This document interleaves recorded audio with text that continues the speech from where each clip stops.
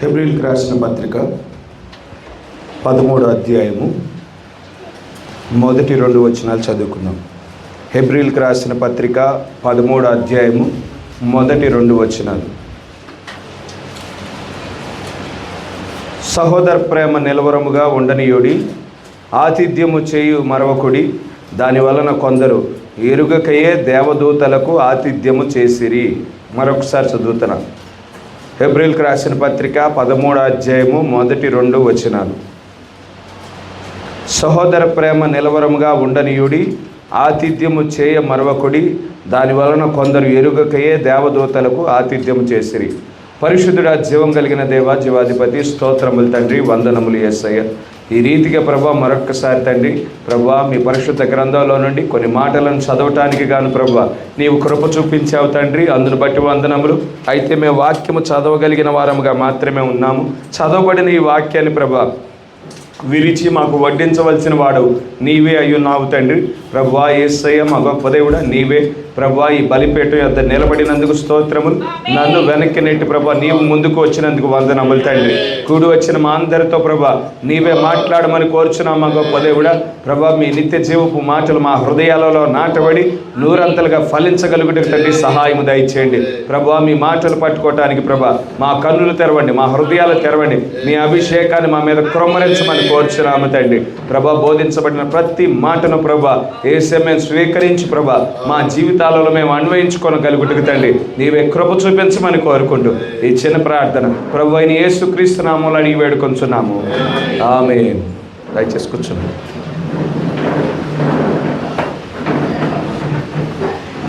అన్ని నామముల కన్నా ఉన్నతమైన నామము, ప్రశస్తమైన నామము ప్రభు అయిన యేసుక్రీస్తు అని ఘనమైన నామానికి మహిమ కలుగును గాక. కూడి వచ్చిన సంఘానికి నా శుభములు.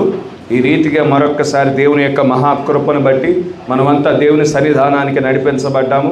ఈ రీతిగా మన హృదయాలు తెరిచి మన స్వరాలు విప్పి మన దేవుని స్తుతించడానికి గాను, ఆరాధించడానికి గాను, మరొక్కసారి ఆయన నిత్య జీవపు మాటలు విని మన జీవితాలు మార్చబడటానికి గాను దేవుడు కృప చూపించి ఉన్నాడు. అటువంటి కృప చూపించిన మన దేవునికి మహిమ కలుగును గాక. ఆమేన్. ఈ ఉదయకాల సమయంలో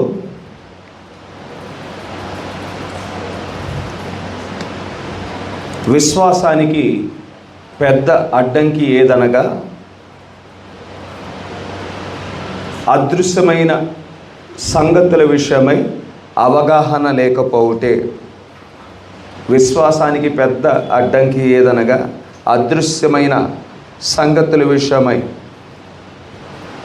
అవగాహన లేకపోవుటే అనే అంశం మీద గడిచిన బుధవారం కొన్ని సంగతులు మనం ధ్యానించుకొని ఉన్నాము. మరికొన్ని సంగతులు ధ్యానించడానికి గాను దేవుడు కృప చూపించును గాక. దేవుడే తన యొక్క ఆలోచనలు మన మధ్యన వ్యక్తపరచును గాక. ఆయనే మనతో మాట్లాడును గాక. ఆమేన్. బుధవారం చెప్పిన సంగతుల్లో ప్రాముఖ్యమైన జ్ఞాపకం చేసుకొని మనం ముందుకు వెళ్ళిపోదాము. పరిశుద్ధ గ్రంథంలో మనం గమనించినట్లయితే అనేక సందర్భాలలో మానవాళిని దేవుని దూతలు దర్శించిన సందర్భాలు మనం చూడగలుగుతూ ఉన్నాము. మానవాళిని దేవదూతలు మాత్రమే కాదు, దేవుడే స్వయంగా నిబంధన దూత వచ్చి దర్శించిన సందర్భాలు కూడా ఉన్నాయి.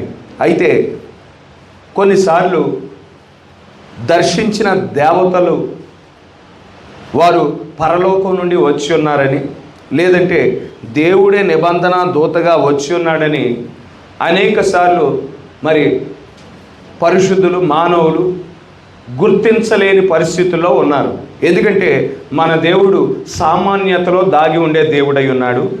ఆయన కానీ ఆయన దూతలు కానీ ఆయన మానవాళిని దర్శించినప్పుడు ప్రకాశమానమైన వెలుగుతో ప్రతిసారి రాకపోవచ్చు.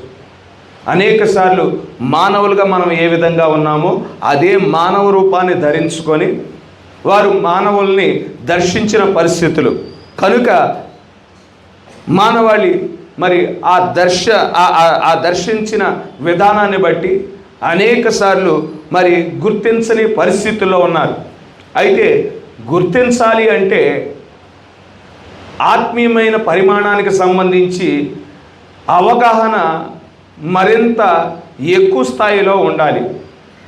ఆత్మీయమైన సంగతుల గురించిన ఆ ప్రత్యక్షత, ఆ వివేచన మరింత అధికమైన స్థాయిలో ఉండవలసిన అవసరత ఉన్నది. గమనించండి, ఏ దేవుడైతే, ఏ సృష్టికర్త అయితే మరి భూమి ఆకాశాలను సృజించి ఉన్నాడో, ఏ దేవుడైతే మరి ఆకాశ నక్షత్రాలను, మరి భూజంతువులను, పక్షులను, మానవులను సృజించి ఉన్నాడో, అదే దేవుడు నేను స్త్రీ సంతానముగా వస్తానని వాగ్దానం చేశాడు. స్త్రీ సంతానముగా వస్తానని వాగ్దానం చేసి ఆయన కన్యకైన మరియ గర్భమున జన్మించినప్పుడు, తన స్వకీయుల దగ్గరికి ఆయన వచ్చినప్పుడు తన స్వకీయులే ఆయనను తృణీకరించిన పరిస్థితులను మనం చూడగలుగుతూ ఉండినాము. ఏ మత పెద్దలైతే ఆయన రాక కోసం ఎదురు చూశారో, ఏ మత పెద్దలైతే ఆయన రాకను గురించిన ప్రవచనాలు ఎరిగి ఉన్నవారిగా ఉన్నారో, మత పెద్దలు ఆయన రాకను గురించిన ప్రవచనాలు తెలియని స్థితిలో లేరు. మరి యేసుక్రీస్తుని గురించిన ప్రవచనాలు ఎక్కడెక్కడ ప్రవచించబడ్డాయంటే సద్దుకైలు కానీ, పరిసయ్యులు కానీ, శాస్త్రులు కానీ వారందరికీ తెలుసు ఆ ప్రవచనాలు ఎక్కడెక్కడ, ఏ ఏ గ్రంథంలో ప్రవచనాలు యేసుక్రీస్తుని గురించిన ప్రవచనాలు ప్రవచించబడ్డాయో వారందరికీ తెలుసు. వారందరూ యేసుక్రీస్తుని గురించి ఎదురు చూచుచున్న వారిగానే ఉన్నారు. అయితే ఆయన వచ్చినప్పుడు అతి సామాన్యముగా ఆయన యొక్క జననాన్ని బట్టి వారు ఆయన్ని గుర్తించలేని వారిగా ఉన్నారు. వారు ఆయనను తృణీకరించిన పరిస్థితులు మనం చూడగలుగుతూ ఉండేనాము. అదేవిధంగా ఈనాడు కూడా అదే పరిస్థితి ఉన్నది. మరొక్కసారి మరి దావీదు రాజ్యం ఈ భూమి మీద నెలకొల్పబడటానికి మునుపు, దావీదు సింహాసనం మీద యేసుక్రీస్తు వారు కూర్చొని ఈ భూమిని, సమస్త ప్రజలను పరిపాలన చేయటానికి మునుపు మనుష్య కుమారుడు మరొకసారి బయలుపరచబడవలసిన అవసరత ఉన్నది. దేవుడు తన్ను తాను బయలుపరచుకోవలసిన అవసరత ఉన్నది. అయితే ఈ ముగింపు కాలంలో అతి సామాన్యంగా ప్రవక్తను మరుగు చేసుకొని ఆ మనుష్య కుమారుని పరిచర్యను దేవుడు జరిగించిన వాడిగా ఉన్నాడు. యేసుక్రీస్తు వారి యొక్క పరిచర్యలో ఏ విధంగా 3 ఈడ్పులు ఉన్నాయో మరొకసారి ఈ కాలపు వర్తమానికుని మరుగు చేసుకొని దేవుడు అదే 3 ఈడ్పుల పరిచర్యను జరిగించిన వాడిగా ఉన్నాడు. సామాన్యంగా జరిగించిన వాడిగా ఉన్నాడు. అక్కడ మొదటి రాకడలో ఏ విధంగా మరి మత పెద్దలు గుర్తించని వారిగా ఉన్నారు, ఇదే విధంగా మరి ఈ రెండోసారి మనుష్య కుమారుడు బయలుపరచబడి ఉంటుండగా మరి ఈ లోక సంఘాలు, మరి మేము చరిత్ర కలిగిన సంఘాలమై ఉన్నాము, మేము మరి నిజమైన వధువు అయి ఉన్నాము, నిజమైన సంఘమై ఉన్నామని మరి మెథడిస్ట్ వారు కానీ, బ్యాప్టిస్ట్ వారు కానీ, ఆర్సీఎం వారు కానీ, సిఎస్ఐ వారు కానీ వీరంతా చెప్పుకునే వారిగా ఉన్నారు. ప్రపంచవ్యాప్తంగా మాకు సంఘాలు ఉన్నాయి అని చెప్పుకునే వారిగా ఉన్నారు. వారు ఆ మనుష్య కుమారుని యొక్క పరిచర్యను ఈనాడు తప్పిపోయిన వారిగా ఉన్నారు. ఆనాడు సద్దుకైలు, పరిసయ్యులు, శాస్త్రులు ఏ విధంగా మరి తొట్టిల్లబడ్డారో ఈనాడు కూడా ఈ లోకానికి సంబంధించిన సంస్థలు కానీ, శాఖలు కానీ అదే విధంగా తొట్టిల్లబడిన పరిస్థితులను మనం చూడగలుగుతూ ఉండినాము. ఎందుకంటే వారు అదృశ్యమైన పరిమాణానికి సంబంధించిన సంగతుల విషయమై వారు అవగాహన లేని స్థితిలో ఉన్నారు. వారి స్థితి మెరుగుగా ఉండుంటే వారు గుర్తించేవారు. వారి చుట్టూ దృశ్యమైన మరి సంగతులు మాత్రమే కాదు, అదృశ్యమైన సంగతులు కూడా జరుగుతూ ఉండేనాయి. గమనించండి, మానవులుగా మనం ఈ భూమి మీద జీవించుచున్నప్పుడు మన భౌతికమైన జ్ఞానేంద్రియాలతో భౌతికమైన సంగతులు జరగటాన్ని మనం చూస్తూ ఉన్నాము. మన భౌతికమైన జ్ఞానేంద్రియాలు మరి చూపు కానీ, వినికిడి కానీ, రుచి కానీ, వాసన కానీ, స్పర్శ కానీ ఈ భౌతికమైన జ్ఞానేంద్రియాలతో మరి మొదటి 3 పరిమాణాలకు సంబంధించిన సంగతులను చూడగలము, వినగలము, స్పర్శించగలము. మొదటి 3 పరిమాణాలు వెలుగు, పదార్థము, సమయము. ఈ 3 పరిమాణాలకు సంబంధించిన సంగతులను మనము చూడగలుగుతాము, వినగలుగుతాము, మరి స్పర్శించగలుగుతాము. కానీ 7 పరిమాణాలు ఉన్నాయి. దాంట్లో మనం ఈ భౌతికమైన జ్ఞానేంద్రియాలతో 3 పరిమాణాలకు సంబంధించిన సంగతులు మాత్రమే చూడగలుగుతాము. 4వ పరిమాణానికి వెళ్తే సైన్స్కి సంబంధించిన పరిమాణమై ఉన్నది. సైన్స్కి సంబంధించిన పరిమాణానికి సంబంధించిన సంగతులు కూడా మనం భౌతికమైన జ్ఞానేంద్రియాలతో చూడలేము. ఇదే రూమ్లో టీవీ సిగ్నల్ ఉన్నాయి, ఇదే రూమ్లో రేడియో సిగ్నల్స్ ఉన్నాయి, ఇదే రూమ్లో మొబైల్ సిగ్నల్స్ ఉన్నాయి. వాటన్నిటినీ మనం ఈ భౌతికమైన నేత్రాలతో చూడగలమా అంటే చూడలేము. చూడగలగటానికి మనకు ఒక పరికరం కావాలి. ఫోన్లో మనం మొబైల్ డేటా ద్వారా, ఇంటర్నెట్ ద్వారా పాటలు చూడగలగాలి అంటే ఫోన్ ఏం చేస్తుంది? ఆ సిగ్నల్ని తీసుకొని మనం చూడగలిగే విధానంలో అది మార్చి మనకి చూపిస్తుంది. అదృశ్యంగా ఉండిన సిగ్నల్ని మనం చూడగలిగే విధంగా ఈ మొబైల్ ఏం చేస్తుంది, మన ఫోన్లు ఏం చేస్తుంది, మనం చూడగలిగే విధంగా మార్పు మరి తీసుకురావటం మనం చూడగలుగుతా. మరి ఆ యొక్క మార్పు చేసినప్పుడు అప్పుడు మనం చూడగలుగుతున్న వారముగా ఉన్నాము. మనం చూడలేకపోతున్నాం అని ఇక్కడ సిగ్నల్ లేదు అనటానికి అవకాశం లేదు. అదేవిధంగా 4వ పరిమాణానికి సంబంధించిన, సైన్స్కి సంబంధించిన సంగతులు ఏ విధంగా మన చుట్టూ జరుగుతూ ఉన్నాయో 5వ పరిమాణానికి సంబంధించిన సంగతులు జరుగుతూ ఉన్నాయి, 6వ పరిమాణానికి సంబంధించిన సంగతులు జరుగుతూ ఉన్నాయి. మరి 7వ పరిమాణానికి సంబంధించిన దేవుడు మన మధ్యకు దిగి వస్తూ ఉండినాడు. 5వ పరిమాణం గమనించండి, 5వ పరిమాణం, అది 5వ పరిమాణం ఏమై ఉన్నది?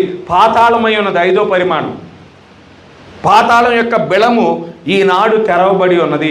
ఈ ముగింపు కాలంలో తెరవబడి ఉన్నది. మనం జీవించుతున్నది ఆది కాండానికి సంబంధించిన కాలం కాదు, కానీ ప్రకటన గ్రంథానికి సంబంధించిన కాలంలో మనం జీవించుచున్నాము.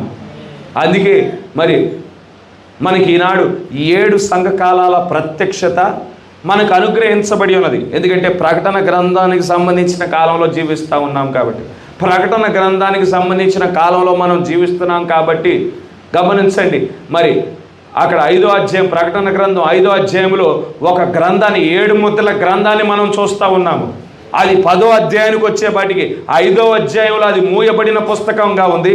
10వ అధ్యాయంకి వచ్చేపాటికి ఆ ముద్రలు విప్పబడ్డాయి.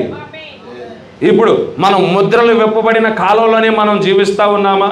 అదే కాలంలో మనం జీవిస్తూ ఉన్నాము. ఆ ముద్రలు విప్పబడ్డాయి. మరి యేసుక్రీస్తు వారు మరి వధించబడిన గొర్రెపిల్ల మరి ఈ కాలంలోనే మరి తండ్రి యొక్క చేతిలో నుండి ఆ యొక్క ముద్రలు, ఆ యొక్క 7 ముద్రల గ్రంథాన్ని తీసుకుని ఉన్నాడు. ముద్రలు విప్పి ఉన్నాడు, యోహానికి ఇచ్చాడు. యోహాన్ అంటే అక్కడ వధువై ఉన్నది, మరి వధువును ప్రతిబింబిస్తూ ఉన్నాడు. మరి మనకి అనుగ్రహించి ఉంటుండగా ఆ వాక్యాన్ని మనం చదువుతూ ఉన్నాము, ఆ వాక్యాన్ని ధ్యానిస్తూ ఉన్నాము, ఆ వాక్యాన్ని మనం భుజించుచున్న వారముగా ఉన్నాము. ప్రకటన గ్రంథానికి సంబంధించిన ప్రతి సంగతి నెరవేర్పు జరుగుతున్న కాలంలో మనం జీవిస్తూ ఉన్నాము. అదేవిధంగా అదే ప్రకటన గ్రంథంలో మరి పాతాళం యొక్క బిళం తెరవబడి ఉన్నదని రాయబడి ఉంటుండగా అది కూడా నెరవేర్పు జరిగి ఉన్నది. దాంట్లో ఉండాల్సిన 20 కోట్ల దురాత్మలు ఇప్పుడు బయటకు వచ్చాయి. ఈ భూమి మీద సంచారం చేస్తూ ఉన్నాయి. మరి ఈ భూమిని అంతా ఆవరించి ఉండటం మనం చూడగలుగుతూ ఉండినాము. ఆ దురాత్మలు కూడా అదృశ్యంగానే ఉన్నాయి. వాటి యొక్క కార్యాలు మరి మానవులను మరుగు చేసుకొని జరిగిస్తూ ఉన్నాయి. 5వ పరిమాణానికి సంబంధించిన సంగతులు మాత్రమే కాదు, 4వ పరిమాణానికి సంబంధించిన సంగతులు మాత్రమే కాదు, 6వ పరిమాణానికి సంబంధించిన సంగతులు, దేవదూతలు. గమనించండి, మరి పరిశుద్ధ గ్రంథంలో ఒక మాట రాయబడి ఉన్నది, దేవుని యందు భయభక్తులు కలిగిన వారి చుట్టూ దేవుడు తన దేవదూతావళిని కావలిగా ఉంచుతానని వాగ్దానం చేసి ఉన్నాడు. కనుక మన దేవుడు ఆయన నమ్మదగిన దేవుడు అయి ఉన్నాడు. ఆయన మాట తప్పని దేవుడు అయి ఉన్నాడు. తన వాగ్దానాలను ఆయన మరిచే దేవుడు కాదు ఆయన. కనుక ఎవరైతే ఆయన యందు భయభక్తులు కలిగి ఉంటారో వారి చుట్టూ, వారి కుటుంబాల చుట్టూ తన దేవదూతావళిని కావలిగా ఉంచువాడై ఉన్నాడు. ఇక్కడ భౌతికంగా మరి మనం తోటి మానవులను మాత్రమే చూస్తూ ఉన్నాము, కానీ మరి ఆత్మీయమైన నేత్రాలతో, విశ్వాసమనే నేత్రాలతో ఇక్కడ మనం ఒంటరిగా లేము. కానీ ప్రతి ఒక్కరము దేవుని యొక్క దేవదూతావళి చేత మనం మరి కాపాడబడుచున్న వారముగా ఉండి ఉన్నాము. హల్లెలూయా. మనం గృహాలలో ఉన్న ఆ దేవదూతలు మనల్ని ఆవరించి ఉన్నాయి.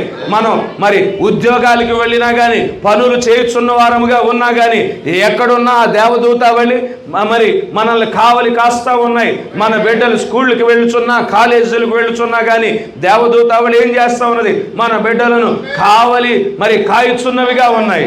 హల్లెలూయా. కనుక గమనించండి, ఈ దేవదూతావళి మనల్ని కావలి కాస్తా ఉన్నాయి. దేవుడు మరి మరి 7వ పరిమాణానికి సంబంధించిన మన దేవుడు మరి బలిష్ఠుడైన దూతగా మన కోసం దిగి వచ్చి ఉన్నాడు. అవి కూడా అదృశ్యంగా జరుగుతూనే ఉన్నాయి. ఆయన మనకి వాక్యాన్ని అందిస్తూ ఉన్నాడు. ప్రతి ఆదివారము, ప్రతి మంగళవారం, ప్రతి బుధవారము, ప్రతి శనివారము ఆయన మన మధ్యకు దిగి వచ్చి తన వాక్యాన్ని మనకు అందిస్తూ ఉన్నాడు, మనతో మాట్లాడుతూ ఉండినాడు. హల్లెలూయా. కనుక ఆయన తన వాక్యాన్ని అందించుతుంటుండగా ఈ దురాత్మల సమూహాలు ఏం చేస్తూ ఉంటాయి, ఈ చీకటి శక్తులు ఏం చేస్తూ ఉంటాయి, ఎందుకంటే అవి కూడా ఈ భూమి మీదే ఉన్నాయి కాబట్టి మనం ఆయన వాక్యాన్ని పొందుకోకోకుండా మన దృష్టిని మరి మరులుస్తూ ఉంటాయి. మన దృష్టిని లోకం వైపు త్రిప్పటానికి ప్రయత్నం చేస్తూ ఉంటాయి. ఎందుకని అంటే గమనించండి, ఎప్పుడైతే మనం దేవుని యొద్ద నుండి వాక్యాన్ని పొందుకొనిచున్నామో మనలో ఉండిన సందేహాలు తొలగిపోతాయి. దేవుని యొక్క వాక్యం పొందుకొనినప్పుడు మనలో ఉండిన అనుమానాలు తొలగిపోతాయి. దేవుని వాక్యాన్ని పొందుకొనినప్పుడు మనలో ఉండిన అపోహలు తొలగిపోతాయి. దేవుని వాక్యం పొందుకొనినప్పుడు మనలో ఉండిన అనిశ్చిత మరి తొలగిపోతుంది. దేవుని వాక్యాన్ని మనం పొందుకొనినప్పుడు దేవుని ప్రణాళికలో మన స్థానం ఏమై ఉన్నదో మనం చూడగలిగిన వారముగా ఉంటాం. దేవుని వాక్యాన్ని మనం పొందుకొనినప్పుడు ఆ స్థానంలో నిలబడటానికి దేవుని ఆత్మ మనల్ని మరి ప్రేరేపించేదిగా ఉంటుంది. దేవుని వాక్యం మనం పొందుకొనినప్పుడు మనం దేవుని కుమారులమని, దేవుని కుమార్తెలమని మనం గుర్తించువారముగా ఉంటాము. హల్లెలూయా. దేవుని వాక్యాన్ని పొందుకొనినప్పుడు ఈ ఇవ్వబడిన దేవుని వాక్యము అది విఫలము చెందదని మనం గుర్తించువారముగా ఉంటాం. ఆ దేవుని వాక్యముతో మన అంతరంగాన్ని మూడు వేసుకొని మనం కుడికి కానీ ఎడమకు కానీ తొలగిపోని వారముగా ఉండగలుగుతాం. కనుక ఆ దేవుని వాక్యాన్ని మనం పొందుకోకుండా ఈ దురాత్మల సమూహాలు, ఈ చీకటి శక్తులు ఏం చేస్తూ ఉంటాయి అంటే మన దృష్టిని మరలుస్తూ ఉంటాయి. మన దృష్టిని లోకం వైపు తిప్పటానికి ప్రయత్నం చేసేవిగా ఉంటాయి. గమనించండి, మన చుట్టూ 4వ పరిమాణానికి సంబంధించిన సంగతులు ఉన్నాయి, 5వ పరిమాణానికి సంబంధించిన సంగతులు ఉన్నాయి, 6వ పరిమాణానికి సంబంధించిన సంగతులు జరుగుతూ ఉన్నాయి, 7వ పరిమాణానికి సంబంధించిన సంగతులు జరుగుతూనే ఉన్నాయి. అయితే భౌతికమైన నేత్రాలతో కేవలం మొదటి 3 పరిమాణాలకు సంబంధించిన సంగతులు మాత్రమే చూడగలుగుతాం. అయితే దేవుని కుమారులకు, దేవుని కుమార్తెలకు దేవుడు ప్రత్యేకమైన జ్ఞానేంద్రియాన్ని ఇచ్చిన వాడిగా ఉండినాడు. ఆయన విశ్వాసమనే జ్ఞానేంద్రియముతో మరి ఈ సంగతులను మనం గుర్తించడానికి, మరి గ్రహించడానికి గాను దేవుడు కృప చూపిస్తూ ఉండి అన్నాడు. కనుక గమనించండి, పాత నిబంధన గ్రంథంలో మరి ఆ పాత నిబంధన కాలంలో మరి 2 వ్యక్తులను మనం చూడగలుగుతూ ఉన్నాం. ఎలీషా మరియు గెహాజీలను మనం చూడగలుగుతూ ఉన్నాం.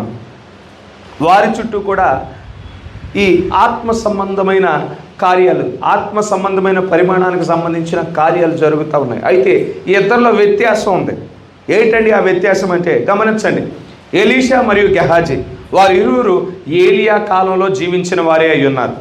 ఎలీషా మరియు గెహాజీ వారిరువురు ఏలియా కాలంలోనే వారు జీవించిన వారిగా ఉన్నారు. వారిరువురు ఏలియాని గురించి విన్నారు.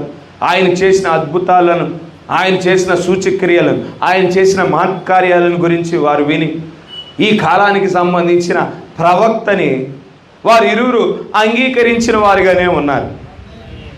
అయితే ఇక్కడ వ్యత్యాసం ఏమిటంటే గెహాజీ మాత్రం ఆదివారపు క్రైస్తవుడై ఉన్నాడు. ప్రవక్తను అంగీకరించాడు, ప్రవక్త యొక్క వర్తమానాన్ని విన్నాడు, ఆయన చేసిన అద్భుతాలు సూచక్రియలను బట్టి ఆనందించిన వాడిగా ఉన్నాడు. కేవలం వర్తమాన పుస్తకాలు పట్టుకొని తిరిగేవాడిగానే ఉన్నాడు గెహాజీ. కానీ ఎలీషా మాత్రం ఆ విధంగా లేడు. సమస్తాన్ని విడిచిపెట్టిన వాడిగా ఉన్నాడు. ఆదివారం కూడిగా దొరికిన ప్రతి సందర్భంలో దేవుని యొక్క కృప పొందుకోవటానికి, దేవుని ద్వారా ఆశీర్వాదం పొందుకోవటానికి, దేవుని యొక్క దీవెన పొందుకోవటానికి ప్రయాసపడిన వాడిగా ఉండినాడు. సమస్తాన్ని ఎలీషా విడిచిపెట్టిన వాడిగా ఉండినాడు. ఆదివారం కూడిక ఉంటే ఆదివారం వచ్చి మరి పాలు పంపులు పొందేవాడు.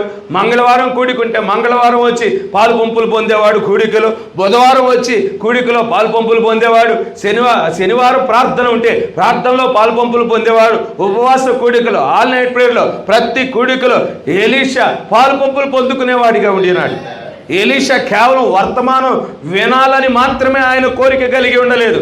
కేవలం ఏలియా చేస్తున్న అద్భుతాలు మాత్రమే నేను చూడాలి అని కోరుకోలేదు. కానీ ఎలీషా యొక్క ఆలోచన ఏమిటంటే, ఏలియా ఏ ఆత్మనైతే కలిగి ఉన్నాడో, ఏ అభిషేకాన్ని అయితే కలిగి ఉన్నాడో, నేను 2 పాళ్ళు ఆ అభిషేకాన్ని, ఆ ఆత్మను నేను పొందుకోవాలనే మంటను తన హృదయంలో కలిగి ఉండిన వాడిగా ఉండినాడు.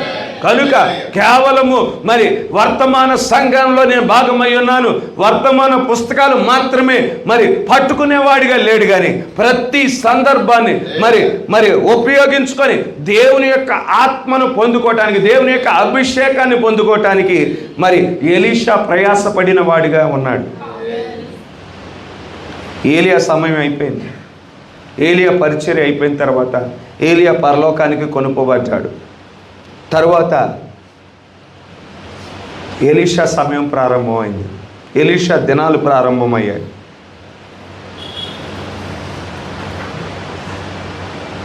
ఇక్కడ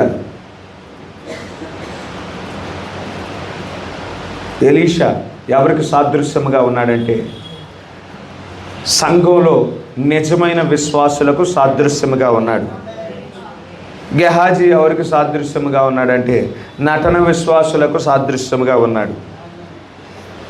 ఇద్దరు ఒకే సంఘానికి సంబంధించిన వారై ఉన్నారు. ఏలియా వర్తమానాన్ని ఇద్దరు అంగీకరించిన వారిగా ఉన్నారు, ఏలియాను వెంబడించిన వారిగా ఉన్నారు. ఇప్పుడు ఏలియా సమయం అయిపోయింది.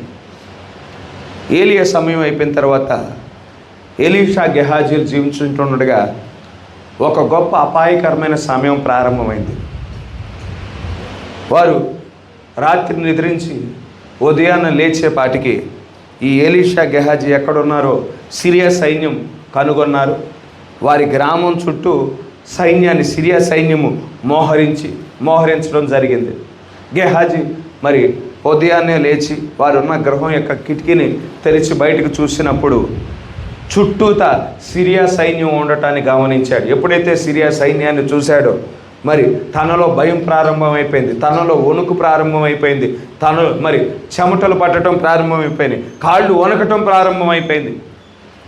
వెంటనే మరి ఎలీషా దగ్గరికి వచ్చి, యజమానుడా యజమానుడా యజమానుడా అని లేపి, ఇదిగో మన చుట్టూ సిరియా సైన్యము మనల్ని మోహరించి ఉన్నది, ఈ క్షణంలోనే మనం ఈ ప్రాంతాన్ని విడిచిపెట్టి వెళ్ళిపోవాలి, లేదంటే మనల్ని పట్టుకుంటారు, వారి దేశానికి తీసుకువెళ్తారు, వారి చెరసాల్లో బంధిస్తారు, ఇక చిత్రహింసలకు గురి చేస్తారు అని గెహాజీ ఎంతో భయంతో చెప్తా ఉన్నాడు, ఎంతో వణుకుతో చెప్తా ఉండినాడు. ఆ మాటలు వినిన ఎలీషా మాత్రం ఏమాత్రం కంగారు పడలేదు, ఏమాత్రం భయపడలేదు, ఏమాత్రం బెదురు కలగలేదు. ఆయన చాలా నెమ్మదిగా ఆ సిరియా సైన్యము కంటే గొప్ప సైన్యము ఇక్కడ మన దగ్గర మన చుట్టూ ఉన్నారు, హల్లెలూయా, మన చుట్టూ ఉన్నారు అని చెప్పగానే వెళ్ళి గెహాజీ ఏం చేశాడు, మళ్ళా ఆ కిటికీ దగ్గరికి వెళ్ళి మొత్తాన్ని గమనించాడు. ఎటు చూసినా సిరియా సైన్యమే కనిపిస్తూ ఉన్నది, కానీ వేరే సైన్యం ఎక్కడా లేదు. మళ్ళా ఎలీషా దగ్గరికి వచ్చి, యజమానుడు నువ్వైతే చెప్తున్నావు, కానీ నేను చుట్టుపక్కల అంతా గమనించాను, సిరియా సైన్యమే కనిపిస్తూ ఉన్నది, కానీ ఏ ఒక్క సైన్యం నువ్వు చెప్పే ఏ సైన్యము నాకు కనిపించడం లేదు అని చెప్పినప్పుడు ఎలీషా ఏం చేస్తూ ఉన్నాడు, మరి గెహాజీ కొరకు ప్రార్థన చేయగా దేవుడు గెహాజీ యొక్క కనులు తెరిచి ఉన్నాడు. హల్లెలూయా. ఎప్పుడైతే కనులు తెరిచి ఉన్నాడో అప్పుడు అక్కడ పరలోక సైన్యాన్ని చూచుచున్నవాడిగా ఉండి ఉన్నాడు. హల్లెలూయా. కనుక ఇక్కడ గమనించండి, ఇద్దరి మధ్యన చాలా వ్యత్యాసం మనం చూడగలుగుతూ ఉండినాము. ఇద్దరు గెహాజీ ఎలీషా ఇద్దరు ఎలీషా ఈ యొక్క యెజబేలు యొక్క బోధ నుండి బయటికి వచ్చిన వారుగానే ఉన్నారు. యెజబేలు యొక్క ఆరాధన నుండి వారిని వారు వేరుపరుచుకున్న వారిగా ఉన్నారు. యెజబేలు ఏ విధంగా అన్య ఆరాధన చేసిందో ఆ అన్య ఆరాధన నుండి వారిని వారు వేరుపరుచుకున్న వారిగా ఉన్నారు. ఇద్దరు ఏలియాను వెంబడించిన వారుగానే ఉన్నారు. ఏలియా యొక్క వర్తమానాన్ని మరి వినిన వారుగానే ఉన్నారు. ఏలియా చేసిన అద్భుతాల విషయమై, సూచక్రియల విషయమై, మహత్కార్యాల విషయమై కొన్ని విన్నారు, కొన్ని చూచిన వారుగానే ఉన్నారు. అయితే ఇక్కడ వ్యత్యాసం ఏమిటంటే గమనించండి, ఎలీషా ఏమో మరి ఏలియా ఏ ఆత్మనైతే కలిగి ఉన్నాడు, ఏ అభిషేకాన్ని అయితే కలిగి ఉన్నాడు, అది పొందుకోవటానికి మరి ప్రయాసపడిన వాడిగా ఉండినాడు. కేవలం నేను ఆదివారపు మరి విశ్వాసిగా మాత్రమే ఉండకూడదు, కానీ కేవలం ఆచారపూర్వకంగా ఆదివారం వచ్చే వారిగా మాత్రమే నేను ఉండకూడదు, కానీ నా జీవితము దేవునికి ఇంపైన సువాసన దహన బలిగా ఉండాలని ఎలీషా ప్రయాసపడిన వాడిగా ఉండినాడు. హల్లెలూయా. కానీ గెహాజీ ఆ విధంగా లేడు, భూ సంబంధమైన వ్యక్తిగానే ఉన్నాడు. మరి ఆత్మీయమైన వ్యక్తిగా ఆయన మార్చబడలేదు. శరీర సంబంధమైన స్వభావాన్ని, భూ సంబంధమైన స్వభావాన్ని విడిచిపెట్టని వాడిగా ఉన్నాడు. గమనించండి, ఎలీషా ఆత్మీయమైన పరిమాణానికి సంబంధించిన సంగతుల గురించి ఆయన అవగాహన కలిగి ఉండటాన్ని బట్టి ఎలీషాకు ఎటువంటి భయం లేదు, ఎటువంటి బెరుకు లేదు. కానీ గెహాజీ ఆత్మీయమైన పరిమాణానికి సంబంధించిన సంగతుల గురించి ఎటువంటి అవగాహన లేదు. అందుకే భయము, అందుకే వణుకు, అందుకనే బెదిరిపోయిన వాడిగా ఉండినాడు. గమనించండి, దేవుడు మనకు అనుగ్రహించు విశ్వాసం ఏం చేస్తూ ఉన్నది? అదృశ్యమైన సంగతులను చూడుటకు గాను దేవుడు కృప చూపించువాడై ఉన్నాడు. విశ్వాసము ఆ అదృశ్యమైన సంగతులను చూపించేదిగా ఉండినాడు. కనుక మనం వెలుచూపు వలన నడిపించబడే వారముగా ఉండకూడదు, కానీ విశ్వాసము ద్వారా నడిపించబడే వారముగా ఉండాలి. మనం భూ సంబంధమైన వ్యక్తులుగా ఉండిపోకూడదు, కానీ ఆత్మ సంబంధమైన వారిగా మనం మరి ఎదగవలసిన వారమై ఉన్నాము. కనుక ఇక్కడ గమనించండి, ఈనాడు దేవుడు మనకి ప్రత్యక్షత ఇస్తూ ఉండినాడు. ప్రత్యక్షత ద్వారానే మన చుట్టూ జరుగుతున్న సంగతులను మనం గుర్తించువారమై ఉన్నాము, గ్రహించువారమై ఉన్నాము. ఆ ప్రత్యక్షత ద్వారానే ఈ లోకపరమైన సంస్థలు కానీ శాఖలు కానీ మరి ఎటువంటి స్థితిలో ఉన్నాయో గుర్తించగలగాలి అంటే మనకి ప్రత్యక్షత అవసరమై ఉన్నది. ఈ లోక సంబంధమైన సంస్థలు శాఖలు ఎవరి అధికారం క్రింద పనిచేస్తూ ఉన్నాయి, ఎవరి ప్రణాళిక నెరవేరుస్తూ ఉన్నాయో గుర్తించాలంటే దేవుడు మనకి ప్రత్యక్షత ఇవ్వవలసిన వాడై ఉన్నాడు. కనుక గమనించండి, సంఘములో రెండు ఆత్మలు పనిచేస్తూ ఉన్నాయి. ఒకటి పరిశుద్ధాత్మ ఉన్నది, ఇంకోటి లోకపరమైన ఆత్మ ఉన్నది. పరిశుద్ధాత్మ ఏం చేస్తూ ఉన్నది? పరిశుద్ధాత్మ మనల్ని పరిశుద్ధాత్మ మనకి దేనికోసం? పరిశుద్ధాత్మ యొక్క నాయకత్వం మనం కలిగి ఉండినప్పుడు, ఒక వ్యక్తి పరిశుద్ధాత్మ యొక్క నాయకత్వాన్ని కలిగి ఉండినప్పుడు ఆ వ్యక్తిని పరిశుద్ధాత్మ దేనిని పొందుకోవటానికి మరి నడిపిస్తూ ఉన్నది అంటే పరిపూర్ణమైన మానవ స్వరూపాన్ని పొందుకోవటానికి నడిపించును. పరిపూర్ణమైన మానవ స్వరూపం ఎవరిదై ఉన్నది? ఏ మానవుడు పరిపూర్ణుడు కాదు. పరిపూర్ణమైన మానవ స్వరూపం అంటే దేవుని స్వరూపమే అయి ఉన్నది. దేవుని స్వరూపము, దేవుని పోలిక పొందుకోవటానికి పరిశుద్ధాత్మ మనల్ని నడిపించును. అయితే దేవుని స్వరూపము, దేవుని పోలిక పొందుకోవాలి అంటే మొదటిగా దేవుడు ఏమై ఉన్నాడో మనం తెలుసుకోవలసిన వారమై ఉన్నాం. ఆ దేవుడు ఏమై ఉన్నాడో తెలుసుకోవటమే ప్రత్యక్షత అయి ఉన్నది. ఈనాడు మనం పొందుకున్న వర్తమానం ద్వారా ఎవరి గురించిన ప్రత్యక్షత మనకి బయలుపరచబడుతుంది. యేసు క్రీస్తును గురించిన మర్మము మనకి బయలుపరచబడతా ఉన్నది. 7 ముద్దల గ్రంథం తెరవబడినప్పుడు ఆ 7 ముద్దల వెనకాల ఉండిన మరి ప్రత్యక్షత ఏమై ఉన్నది? యేసు క్రీస్తును గురించిన ప్రత్యక్షత బయలుపరచబడతా ఉన్నది. అందుకే 7 ముద్దలు తెరవబడిన తర్వాత ప్రవక్త దేవుని మర్మమైన క్రీస్తు బయలుపరచబడుట అనే వర్తమానాన్ని బోధించిన వాడిగా ఉండినాడు. ఈ ముగింపు కాలములో మరి యేసు క్రీస్తును గురించిన సమస్త మర్మము బయలుపరచబడి ఉన్నది. అది ఇంతకు ముందు మర్మముగా ఉన్నది. ఇప్పుడు ఏమాత్రము దేవుడు ఏమై ఉన్నాడో దైవత్వం గురించిన ప్రత్యక్షత ఇక మర్మముగా లేదు, కానీ సంఘానికి దేవుడు బయలుపరిచిన వాడిగా ఉండినాడు. ఆయన ఏమై ఉన్నాడో యేసుక్రీస్తు వారి శరీరధారిగా ఉండినప్పుడు అపోస్తులు పూర్తిగా ప్రత్యక్షతను పొందుకోలేదు. ఆయన అద్భుతాలు చేసేటప్పుడు ఆయన చెప్తూ ఉండినాడు, కుమారుడు తనంతటగా తాను ఏది చేయనేరడు, కానీ తండ్రి దేనిని బయలుపరచునో వాటినే చేయును అని చెప్తా ఉన్నాడు. ఆ మాట మాత్రమే కాదు, నేనును తండ్రి ఏకమై ఉన్నాము.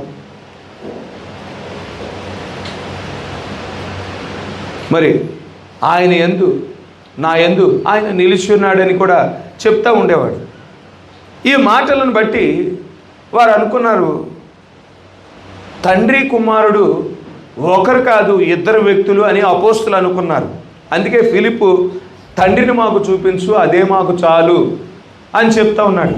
అప్పుడు యేసుక్రీస్తు వారు చెప్తా ఉన్నారు, ఇంతకాలం నేను మీ మధ్యనే ఉన్నాను, మరలా తండ్రిని చూపించమంటావేంటి? నేను తండ్రి ఏకమై ఉన్నాము కదా, నన్ను చూచువాడు నా తండ్రిని చూచినట్లే అని అక్కడ చెప్పటం మనం చూడగలుగుతూ ఉండినాము.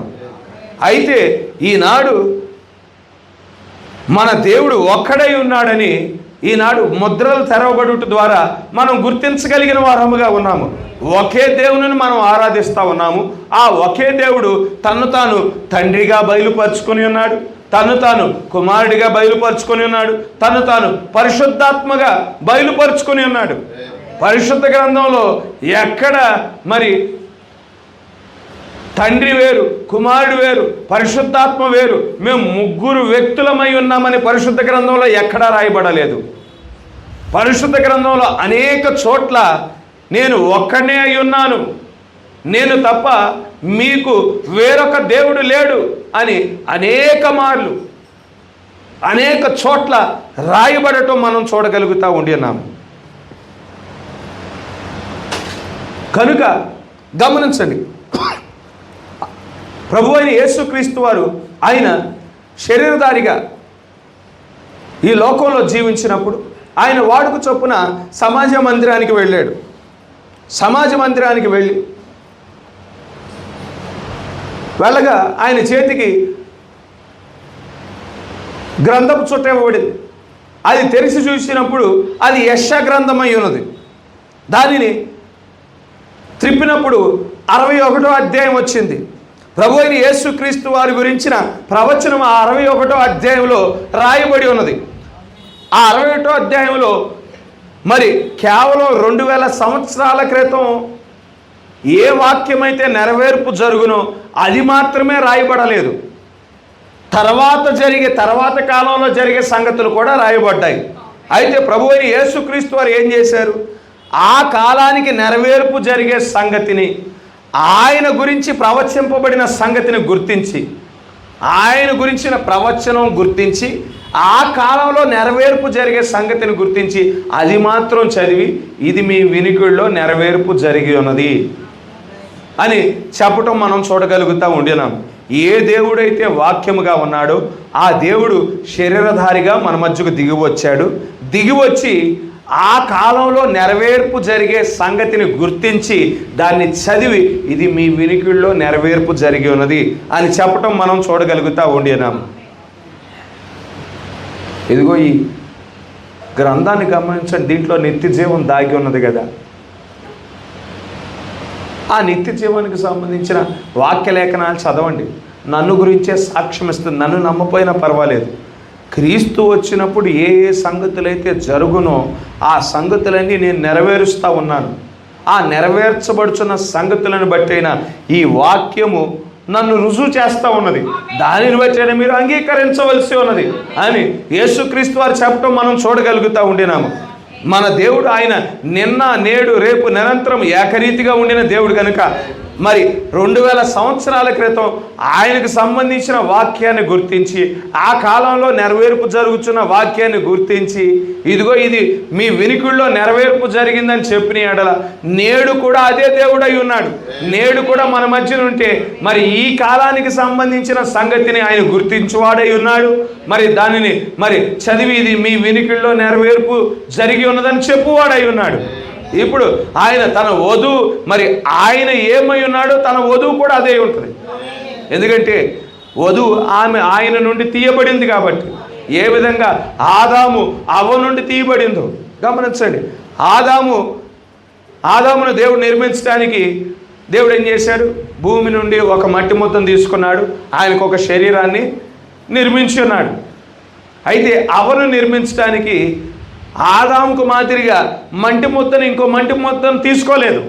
ఆదాముకి గాఢ నిద్ర కలుగు చేశాడు. ఆయన ప్రకటెముకను తీశాడు. ఆ ప్రకటెముక ద్వారా మరి అవ్వకు ఒక శరీరాన్ని నిర్మించడం మనం చూడగలుగుతూ ఉండినాం. ఇప్పుడు ఆదాము ఏమై ఉన్నాడో అవ్వ కూడా అదే అయి ఉన్నది. ఎందుకంటే ఆయన శరీరంలో నుండి తీయబడిన మరి ఆ యొక్క మెటీరియల్ ద్వారా అవ్వ నిర్మించబడి ఉన్నది. ఇప్పుడు పెళ్లి మన క్రీస్తు పెళ్లి కుమారుడు అయి ఉన్నాడు. మరి ఆయన నుండి తీయబడిన వధువు ఆయన ఏమై ఉన్నాడో ఈమె కూడా అదే అయి ఉంటుంది. ఆయన ఆ కాలానికి సంబంధించిన వాక్యాన్ని గుర్తించి ఇదిగో ఇది ఈ కాలంలో నెరవేర్చబడుచున్నది అని చదివి మీ వినికిడిలో నెరవేర్చబడిందని ఏ విధంగా చెప్తున్నాడో వధువు కూడా అదే విధంగా ఉంటుంది. ఆమెకు సంబంధించిన వాక్యాన్ని గుర్తించి ఇదిగో ఈ కాలంలో నా జీవితంలో ఇది నెరవేర్పు జరుగుతూ ఉన్నది అని గుర్తించేదిగా ఉన్నది. ప్రకటన గ్రంథం తీసి ఇదిగో నాకు నా విషయమై ఈ వాక్యం నెరవేర్చబడింది.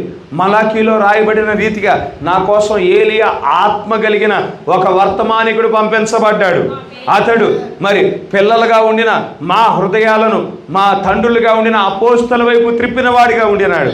ఆయన వచ్చినప్పుడు మరి సమస్త మర్మములు తెరవబడతాయని రాయబడి ఉంటుండగా ఆ వాక్యము మా ఎడల వాస్తవతగా మార్చబడి ఉన్నది. ఇదిగో ఈ కాలములో మరి 7వ దూత భూమి మీద ఉంటుండగా బలిష్ఠుడైన దూత పరలోకం నుండి దిగి వచ్చి తెరవబడిన చిన్న పుస్తకాన్ని నాకే ఇచ్చి ఉన్నాడు. నేనే ఆ వాక్యాన్ని పొందుకుంటా ఉన్నాను. నేనే ఆ వాక్యాన్ని భుజించుచున్నాను. నా విషయమై ప్రకటన 10వ అధ్యాయము మరి 8వ వచనం నుండి 11వ వచనం వరకు ఈ వాక్య భాగం నా ఎడల నెరవేర్చబడుచున్నదని వధువు చెప్పేదిగా ఉంటుంది. యేసుక్రీస్తు వారు 61వ అధ్యాయం ఏ విధంగా ఈ వాక్య భాగము నా విషయమై నెరవేర్చబడి ఉన్నది, మీ వినికిడిలో నెరవేర్చబడి ఉన్నదని ఏ విధంగా చెప్పినాడు వధువు కూడా అదే విధంగా ఉంటుంది. ప్రకటన 8 నుండి 11వ వచనం అది నా జీవితంలో నెరవేర్చబడింది, ఈ కాలంలోనే నెరవేర్చబడి ఉన్నదని చెప్పేదిగా ఉన్నది.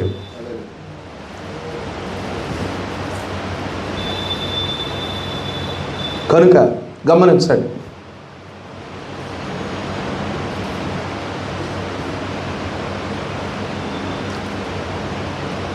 మనం దేవుని ఆత్మ ద్వారా నడిపించబడినప్పుడు మనం ప్రత్యక్షతను పొందుకుంటాం. ప్రత్యక్షతను పొందుకున్నాం కాబట్టి ఈ కాలానికి సంబంధించిన వాక్యపు నెరవేర్పు ఏమై ఉన్నదో గుర్తించువారమై ఉంటాం. ఇది నా ఎడల నెరవేర్చబడింది అని చెప్పగలిగే వారముగా ఉంటాం. ఈ వాక్యము ద్వారా మనం దేవుని యొక్క స్వరూపాన్ని, దేవుని యొక్క పోలికను మనం పొందుకొనుచున్న వారముగా ఉన్నాం. ఆ దేవుని స్వరూపం, దేవుని యొక్క పోలికను పొందుకోవటానికి దేవుడు తన మహాకృపను బట్టి ఈనాడు పరిపూర్ణమైన వాక్యాన్ని మనకు అనుగ్రహించిన వాడిగా ఉండినాడు. ఈ వాక్యము యొద్దకు మనం ఆకర్షించబడ్డాం, ఈ వాక్యం దగ్గరికి మనం నడిపించబడ్డామంటే మనల్ని ఈ వాక్యంలోనికి మన బంధువులు నడిపించలేదు, మన స్నేహితులు నడిపించలేదు, లేదంటే తెలిసిన ఈ వాక్యంలో ఉండిన వారు మనల్ని నడిపించలేదు. ఒక మానవుడు కనుక మనల్ని ఈ వాక్యంలోకి నడిపించిన ఎడల అదే మానవుడు మనల్ని ఈ వాక్యం నుండి దూరం చేయగలిగిన వాడిగానే ఉంటాడు. మనల్ని నడిపించింది, ఈ వాక్యం దగ్గరికి నడిపించింది మానవుడు కాదు, కానీ దేవుడే మనల్ని నడిపించిన వాడిగా ఉన్నాడు. దేవుడే మనల్ని ఆకర్షించిన వాడిగా ఉన్నాడు. కొన్నిసార్లు దేవుడు ఏం చేస్తాడంటే మరి మానవులను ఒక పాత్రగా వాడుకొని వాడై ఉన్నాడు, మానవులు మరుగు చేయువాడై ఉన్నాడు, మనతో మరి మన హృదయాలతో మాట్లాడువాడై ఉన్నాడు. మానవులు మాట్లాడినప్పుడు మన జీవితాలు కదల్చబడవు, మన జీవితాలు మార్పు చెందవు. దేవుడికైతే మన సంగతులు సమస్తం తెలుసు, మన హృదయం తెలుసు, మన జీవితాలు తెలుసు, మన లోటుపాట్లు తెలుసు, మన తొందరపాట్లు తెలుసు, మరి మన తప్పిదాలు తెలుసు, సమస్త సంగతులు తెలుసు. ఏ విధంగా మాట్లాడబడినప్పుడు నీ హృదయం తాగుతుందో, నువ్వు దేవుని వైపు ఆకర్షించబడతావో సమస్తం తెలుసు. ఆయన రంగం మీదకి వచ్చి మాట్లాడినప్పుడు మన జీవితాలు మార్పు చెందుతాయి. ఆయన వాక్యంలోనికి నడిపించినప్పుడు ఏ మానవుడు ఈ వాక్యం నుండి మనల్ని దూరం చేయలేని వాడిగా ఉంటాడు. కనుక గమనించండి, అటువంటి వాక్యం యొద్దకు మనం చేర్చబడిన వారముగా ఉన్నాము. మనమంతా మరి దేవుని గొర్రెలముగా ఉన్నాం. ఆయనే మన కాపరిగా ఉన్నాడు. నా గొర్రెలు నా స్వరము వినును. ఆయన మాట్లాడుచుంటుండగా మనం వినిన వారముగా ఉన్నాము, వాక్యం వైపు ఆకర్షించబడిన వారముగా ఉన్నాము. నా గొర్రెలు నా స్వరము వినును. 7 సంఘకాలాలకు సంబంధించిన వాక్య భాగంలో ఆ ప్రకటన గ్రంథం మొదటి 3 అధ్యాయముల్లో మరి 7 సార్లు చెప్పటం మనం చూడగలుగుతూ ఉండినాము. ఆత్మ చెప్పుచున్న మాట చెవి గలవాడు వినుగాక. మనం ఆ చెవి గలవారిగా మనం ఈనాడు ఉండగలగటానికి దేవుడు కృప చూపించినాడు. మనం ఆ చెవి గలవారిగా ఆత్మ చెప్పుచున్న సంగతులను విని ఈ వాక్యం వైపు మనం ఆకర్షించబడిన వారముగా ఉన్నాం. అలా 7 సార్లు ఆత్మ చెప్పుచున్న మాట చెవి గలవాడు వినుగాక, ఆత్మ చెప్పుచున్న మాట చెవి గలవాడు వినుగాక అని రాయబడి ఉండుట మనం చూడగలుగుతూ ఉండినాం. దానికంటే ముందు ఇంకో మాట కూడా రాయబడతా ఉన్నది. జయించిన వారి విషయమే మాట్లాడబడతా ఉన్నది. 7 సార్లు చెవి గలవాడు గురించి ఆత్మ చెప్పుచున్న మాట చెవి గలవాడు వినుగాక అని ఏ విధంగా 7 సార్లు దేవుడు ప్రస్తావిస్తూ ఉన్నాడు. దానికంటే ముందు జయించిన వారి గురించి కూడా మాట్లాడుతూ ఉన్నాడు. దేవుని ఆత్మ ద్వారా నడిపించబడినప్పుడు దేవుడు ప్రత్యక్షత ఇస్తాడు. దేవుడే మనతో మాట్లాడేవాడై ఉన్నాడు. దేవుడే మనల్ని ఈ వాక్యం వైపు ఆకర్షించిన వాడై ఉన్నాడు. మనం దేవుని ప్రజలమై ఉన్నాం, దేవుని యొక్క గొర్రెలమై ఉన్నాము. మరి మనం ఆయన యొక్క స్వరాన్ని గుర్తించి ఆయన స్వరాన్ని వినుచున్న వారముగా ఉన్నాము. ఆ స్వరం వైపు ఆకర్షించబడిన వారముగా ఉన్నాము. ఇప్పుడు మరి ఆకర్షించబడటం మాత్రమే కాకుండా జయించిన వారి గురించి మాట్లాడుతూ ఉన్నాడు. దేన్ని జయించాలి అంటే ఈ లోకంలో మనం జీవించుతున్నప్పుడు 3 రకాల పరీక్షలు ఉన్నాయి. మనం ఎదుర్కొనే పరీక్షలు 3 కేటగిరీస్గా డివైడ్ చేయబడ్డాయి. 3 రకాల పరీక్షలు: నేత్రాశ, శరీరాశ, జీవపు డంబము. ఈ 3 పరీక్షలు అందరూ ఎదుర్కొనే వారిగా ఉండినారు. ఏదేను మనలో అవ్వ కూడా ఇదే పరీక్ష, దీనికి సంబంధించిన పరీక్ష ఎదుర్కొంది. సర్పంతో మాట్లాడటానికి మునుపు వరకు మరి బుద్ధి జ్ఞానములు ఇచ్చే వృక్షం విషయమై చాలా జాగ్రత్తగా ఉండేది. ఆ వృక్షం విషయమై భయపడతా ఉండేది. ఎప్పుడైతే సర్పము అవ్వతో మాట్లాడి ఉన్నాడు, మోసకరమైన మాటలు మాట్లాడి ఉన్నాడు, ఇదిగో నీవు ఆ చెట్టు నుండి తింటే నువ్వు మరణించవు, కానీ నీ కనులు తెరవబడతాయి, నీవు దేవదూతలతో సమానంగా ఉంటావు, నీకు మంచి ఏదో చెడేదో నీవు వివేచించగలవు అని ఎప్పుడైతే చెప్పినాడో ఆ మాటలు ఒక్కసారి తన జ్ఞానంతో ఆలోచించింది. ఆ జీవపు డంబము ఆమె కోరుకుని ఉన్నది. అప్పటి వరకు ఆ యొక్క చెట్టును చూస్తే భయపడేది, దాని యొక్క ఫలములు చూస్తే ఆమెకు తినటానికి రమ్యంగా అనిపించలేదు. కానీ ఎప్పుడైతే ఈ జీవపు డంబపు పరీక్ష ఆమె ఎదుర్కొని ఉన్నదో, మరి ఆ మాటలు ఎప్పుడైతే చేర్చుకుని ఉన్నదో ఆ చెట్టు యొక్క ఫలాలు తినటానికి రమ్యమైనవిగా కనిపించినట్లు మనం చూడగలుగుతూ ఉండినాం. ఆ యొక్క పరీక్షలో ఆమె విఫలం చెందింది. యేసుక్రీస్తు వారు కూడా మరి ఆయన శరీరధారిగా వచ్చినప్పుడు మరి శరీరాశ, నేత్రాశ, జీవపు డంబాలకు సంబంధించిన పరీక్షను ఎదుర్కొని వాడిగా ఉన్నాడు.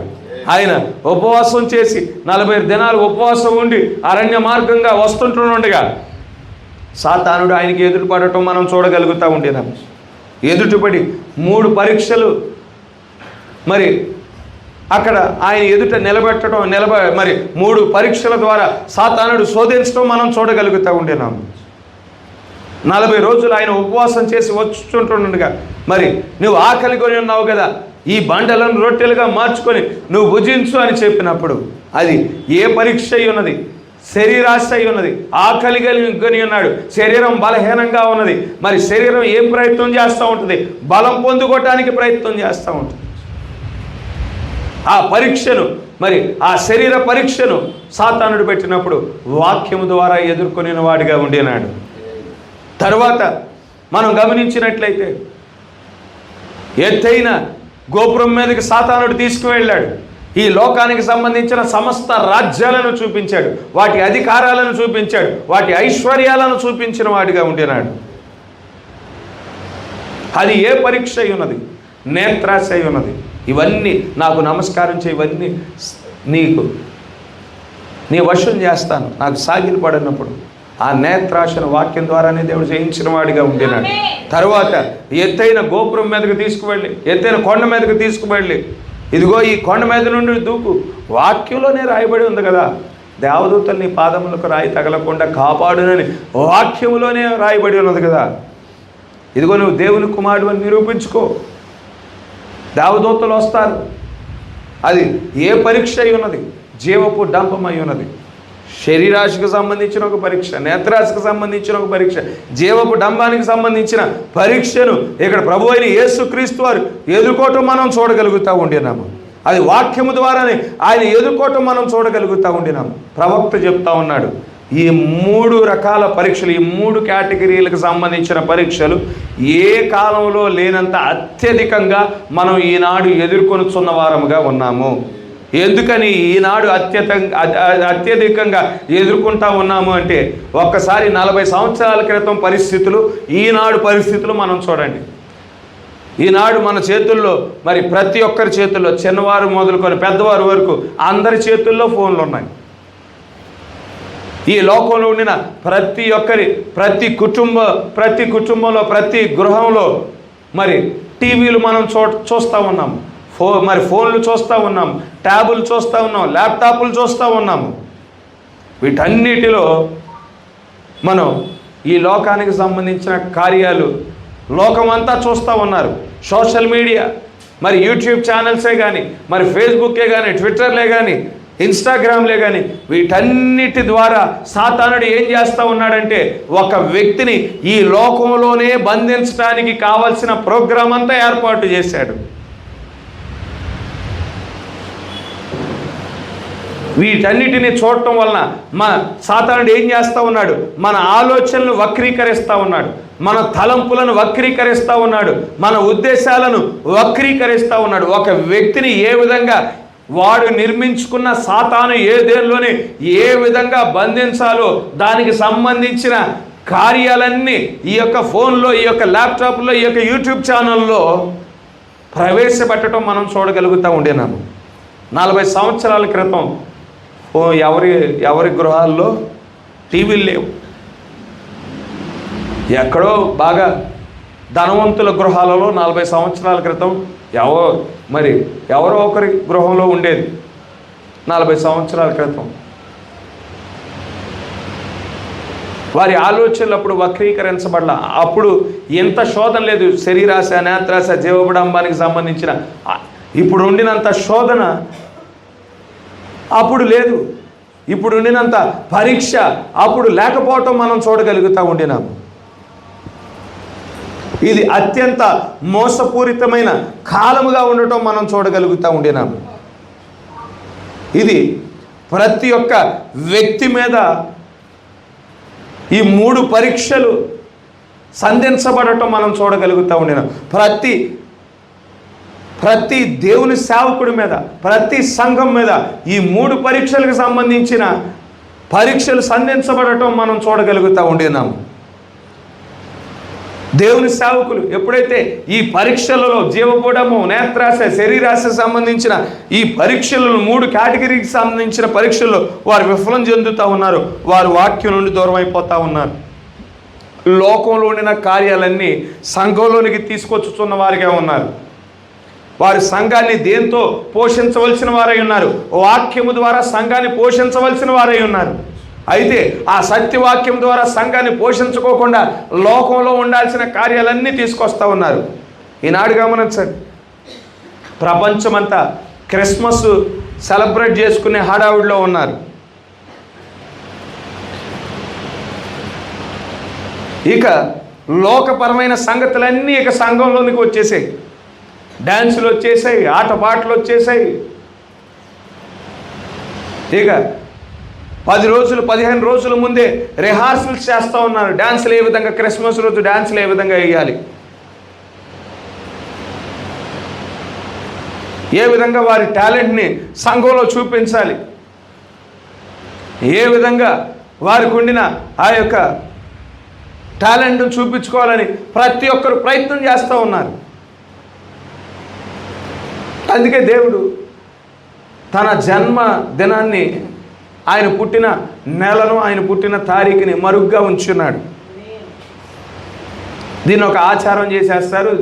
దీని ద్వారా లోకపరమైన కార్యాలు, దేవుడు ఏదైతే చెప్పాడో సువార్త ప్రకటించమని చెప్తే దాని విషయమే క్రైస్తవులంతా నిశ్శబ్దంగా ఉంటారు. మనకెందుకులే, పాస్టర్ గారు చూసుకుంటారులే, సమస్త ప్రజలకు వెళ్ళి మరి సువార్త ప్రకటించి సమస్త ప్రజలను నాకు శిష్యులుగా చేయమని ప్రభు అయిన యేసుక్రీస్తు వారు ఆజ్ఞ ఇచ్చున్నాడు. దాన్ని వదిలేసేసి ఏ విషయమైతే నిశ్శబ్దంగా ఉన్నాడో, ఆయన పుట్టిన మాసము నెల మరి పుట్టిన తారీఖు విషయమై నిశ్శబ్దంగా ఉంటే నిశ్శబ్దంగా ఉండిన సంగతిని గట్టిగా చేస్తూ ఉండినారు.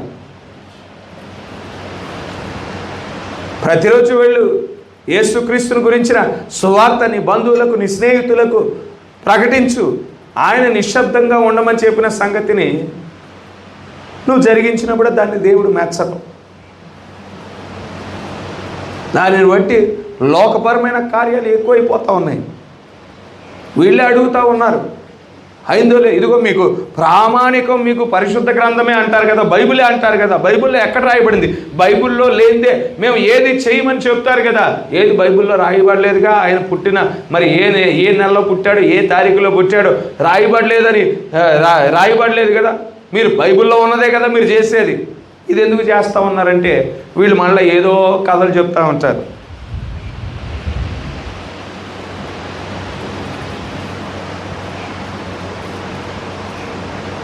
క్రిస్మస్ తాతకి యేసుక్రీస్తు వారి యొక్క జన్మదినానికి సంబంధం లేదు. క్రిస్మస్ చెట్టు యేసుక్రీస్తు వారికి జన్మదినానికి సంబంధం లేదు. మళ్ళీ ఆ చెట్టు మీద ఒక కట్టు కథ అల్లుతారు. ఆ శాంటా క్లాస్ మీద ఒక కట్టు కథ అల్లి ఆయన జన్మదినానికి ముడి వేయటానికి ప్రయత్నం చేయవారిగా ఉన్నారు. ఆ విధంగా చీకటిని ఈ లోకపు ఆత్మ సంఘంలోనికి తీసుకొచ్చుచుంటుండగా దేవుడు ఏం చేస్తూ ఉన్నాడు? ఆ చీకటిలో నుండి మన కనులు తెరవటానికి గాను ఈనాడు తన కృపా వర్తమానాన్ని మనకు అనుగ్రహించిన వాడిగా ఉండినాడు. ఈ వర్తమానం లోదర్ కాలంలో రాలేదు. ఈ వర్తమానం వెస్లీ కాలంలో రాలేదు. ఈ కాలంలో, ఈ ముగింపు కాలంలో ఈ వర్తమానం మనకి అనుగ్రహించటాన్ని మనం చూడగలుగుతూ ఉండినాము. మరి ప్రవక్త ఈ వర్తమానాన్ని బోధించినప్పుడు గమనించండి, మనం ఆ కాలంలో జీవించలేదు. అయితే మరి ఒక కరువు కలిగిన కాలము వస్తుందని దేవుడు ముందుగానే మరి ప్రవక్తకు బయలుపరుచున్నాడు. నీవు బోధించు వర్తమానాన్ని మరి భద్రపరచమని చెప్పినప్పుడు ఈ వర్తమానం, బోధించబడిన వర్తమానము మరి పుస్తకాల రూపంలో భద్రపరచబడి ఉన్నది, టేపుల రూపంలో భద్రపరచబడటం మనం చూడగలుగుతూ ఉండినాం. అయితే బోధించబడిన ఈ వర్తమానం పట్ల కూడా గమనించండి, పరిశుద్ధాత్మ మీద దీని యొక్క తర్జుమా పరిశుద్ధాత్మ మీద ఆధారపడకోకుండా మానవులు వారి యొక్క సొంత జ్ఞానమును బట్టి ప్రవక్త బోధించిన వర్తమానాన్ని కూడా తర్జుమా చేసినప్పుడు మానవ సిద్ధాంతాలు ఈ వర్తమానంలో కూడా వచ్చేసాయి.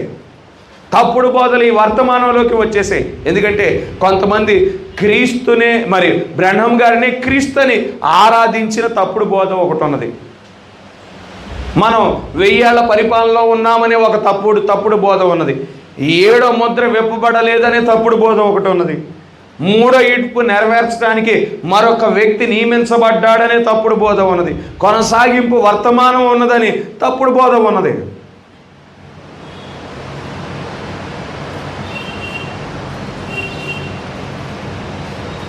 గమనించండి, ప్రవక్త ఒక మాట చెప్తా ఉన్నాడు. దేవుడు మరియు సాతాన్ అనే వర్తమానంలో, మరి గొప్ప మరి పోటీ అనే వర్తమానంలో, మరియు చరిత్రలోనే అత్యంత గొప్ప పోరాటం అనే వర్తమానంలో, దేవుని యొక్క సర్వాంగ కవచం అనే వర్తమానంలో ఈ సంగతులు చెప్తా ఉండన్నాడు. ఈనాడు పాతాళం యొక్క బిళం తెరవబడిందని మొదటి సంగతి చెప్తా ఉన్నాడు.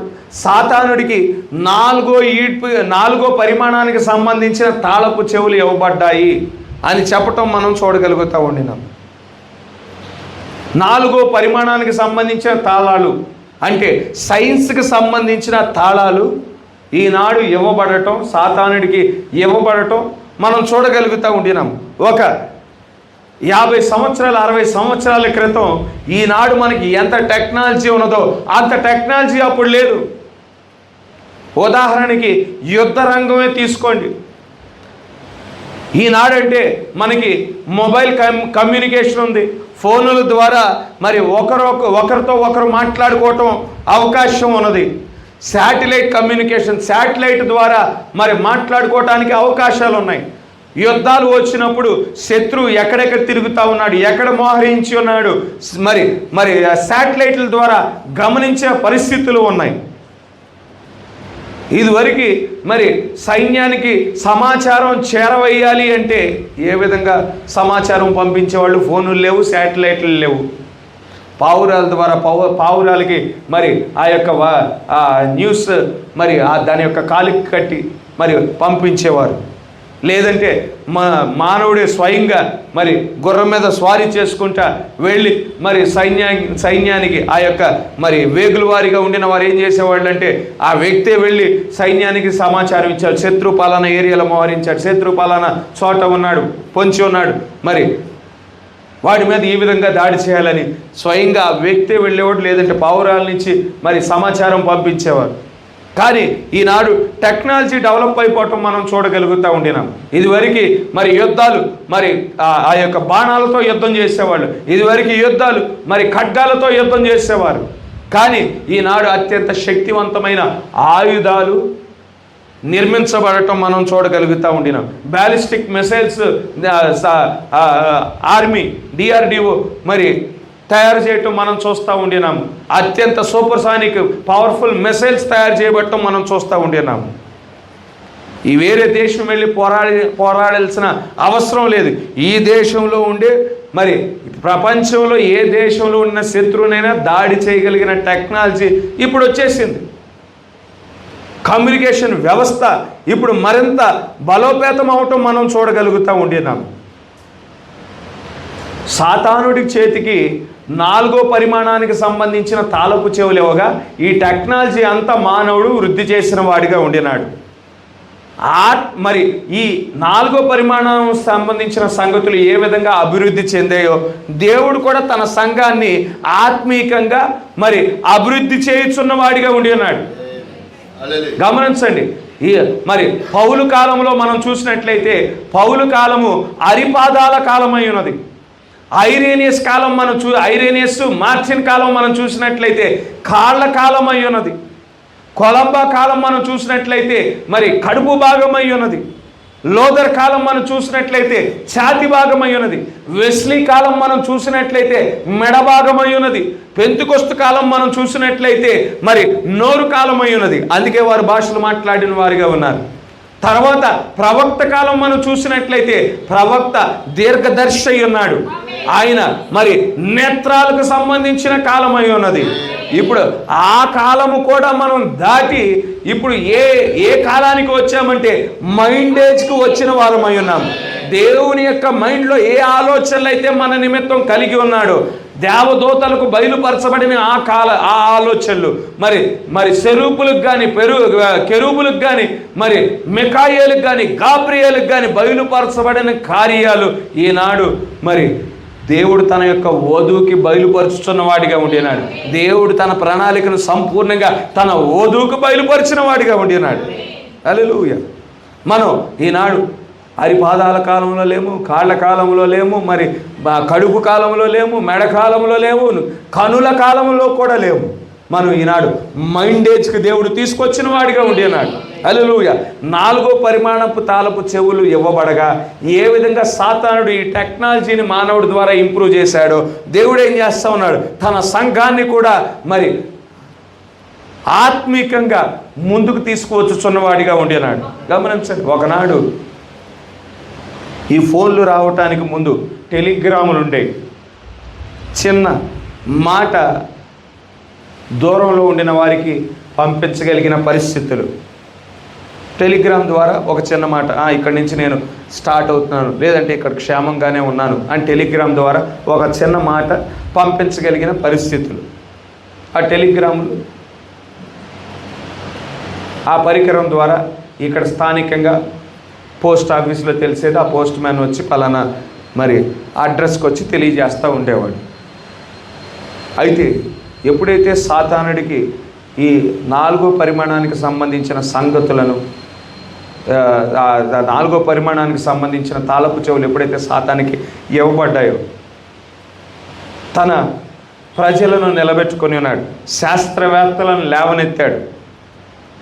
మానవాళి ఇక టెలిగ్రామ్తోనే ఆగిపోకూడదని వారిలో ఒక మంటను సాతానుడు కలుగజేశాడు. ఎందుకంటే బుద్ధి జ్ఞానములు ఇచ్చే చెట్టు నుండి మరి వాడు జ్ఞానాన్ని మానవులకి ఇచ్చేవాడై ఉన్నాడు. శాస్త్రవేత్తలను లేవనెత్తబడినప్పుడు వాళ్ళు ఏం చేశారు? మానవులు మరి ఆ టెలిగ్రామ్ దగ్గరే ఆగిపోకూడదని వారు పరిశోధనలు చేశారు. మెల్లిగా ఏం చేశారు? ల్యాండ్లైన్ ఫోన్లు తీసుకువచ్చారు. ఆ ల్యాండ్లైన్ ఫోన్ల వల్ల కూడా కొంత ఉపయోగం కలిగింది, ఇంకా పూర్తి స్థాయిలో ఉపయోగం కలగలేదు. ల్యాండ్లైన్ ఫోన్లు అవతల వ్యక్తితో మాట్లాడాలంటే ఆ వ్యక్తి కూడా ఇంట్లోనే ఉండాలి.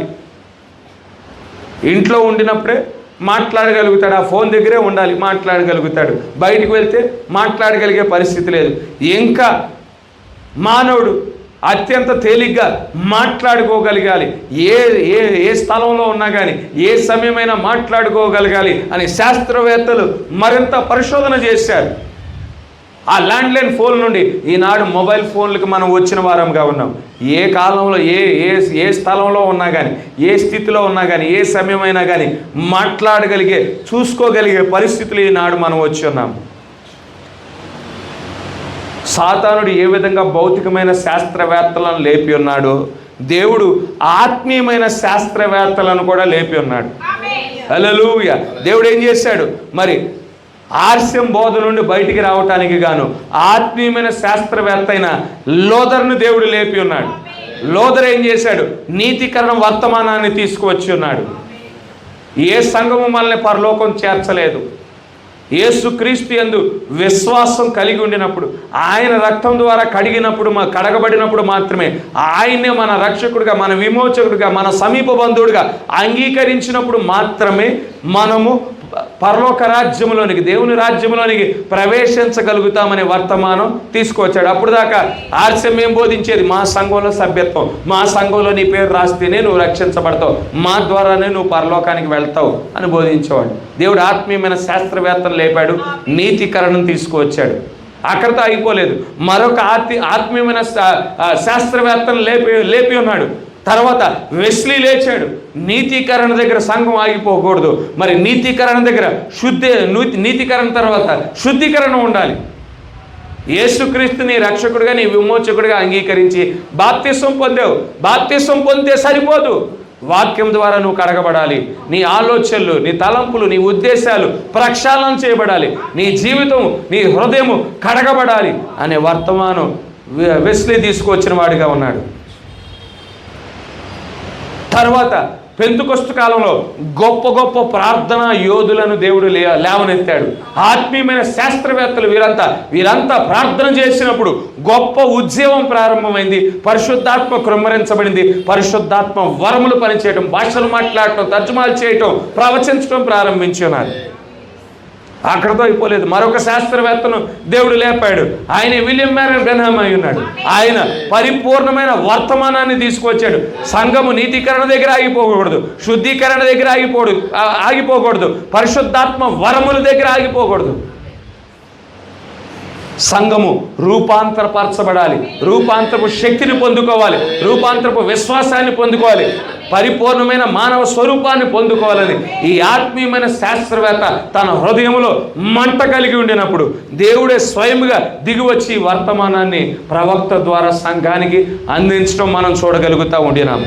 ఇక్కడ ఆత్మీయంగా సాతానుడి చేతికి మరి ఏ విధంగా 4వ పరిమాణానికి సంబంధించిన తాళపు చెవులు ఇవ్వబడ్డాయో, తాళపు చెవులు ఇవ్వబడినప్పుడు వాడు ఏ విధంగా టెక్నాలజీని డెవలప్ చేసుకుంటా వచ్చాడు.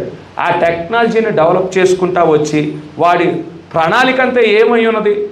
మానవుణ్ణి ఈ సాతాను ఏదేనులో 6000 సంవత్సరాలుగా ఏదేనైతే సాతాను నిర్మించుకున్నాడు, మొదటి ఇది దేవుని ఏదేనుగా ఉన్నది. ఆ దేవుని ఏదేనుని సాతానుడు వక్రీకరించి సాతాను ఏదేనుగా ఇప్పుడు సిద్ధపరుచుకుంటా ఉన్నాడు. వాడు ఆరాధించబడటానికి గాను దేవుడు ఏ స్థలంలో అయితే మరి ఆరాధించబడతా ఉన్నాడు ఆ స్థలంలో కూర్చొని వీడు ఆరాధించబడాలనేది వీడి యొక్క కోరిక అయి ఉన్నది.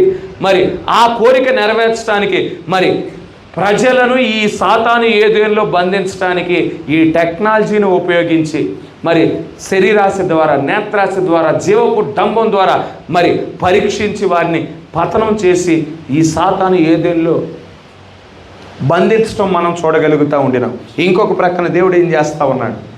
ఆత్మీయమైన శాస్త్రవేత్తలను లేవనెత్తుతూ ఉండినాడు. మానవులు మరి తన కుమారులు తన కుమార్తెలు శరీర సంబంధులుగా ఉండకూడదు. వారు వెలుచూపు ద్వారా నడిపించబడే వారిగా ఉండకూడదు. కేవలం వారికి ఏదైతే కనిపిస్తూ ఉన్నదో వాటిని బట్టే వారు నడిపించబడకూడదు. కానీ వారి చుట్టూ ఆత్మీయమైన ప్రపంచం ఒకటి ఉన్నది, అదృశ్యమైన ప్రపంచం ఉన్నది. ఆ సంగతులను గురించి గుర్తెరిగి ఉండవలసిన వారై ఉన్నారని దేవుడు ఏం చేస్తూ ఉన్నాడు? ఆత్మీయమైన మరి శాస్త్రవేత్తలను లేవనెత్తుతూ ఉండినాడు. వారి ద్వారా సంఘానికి ప్రత్యక్షత ఇస్తూ ఉన్నాడు. మరి ఎడ్ల బండి కాలము నుండి మరి మోటారు కాలానికి మనల్ని చేర్చున్నాడు. మోటారు కాలము నుండి విమానాల కాలానికి చేర్చున్నాడు. విమానాల కాలం నుండి ఈనాడు మరి రాకెట్ యుగానికి మనం చేరిన వారముగా ఉండినాము. హల్లెలూయా. గమనించండి,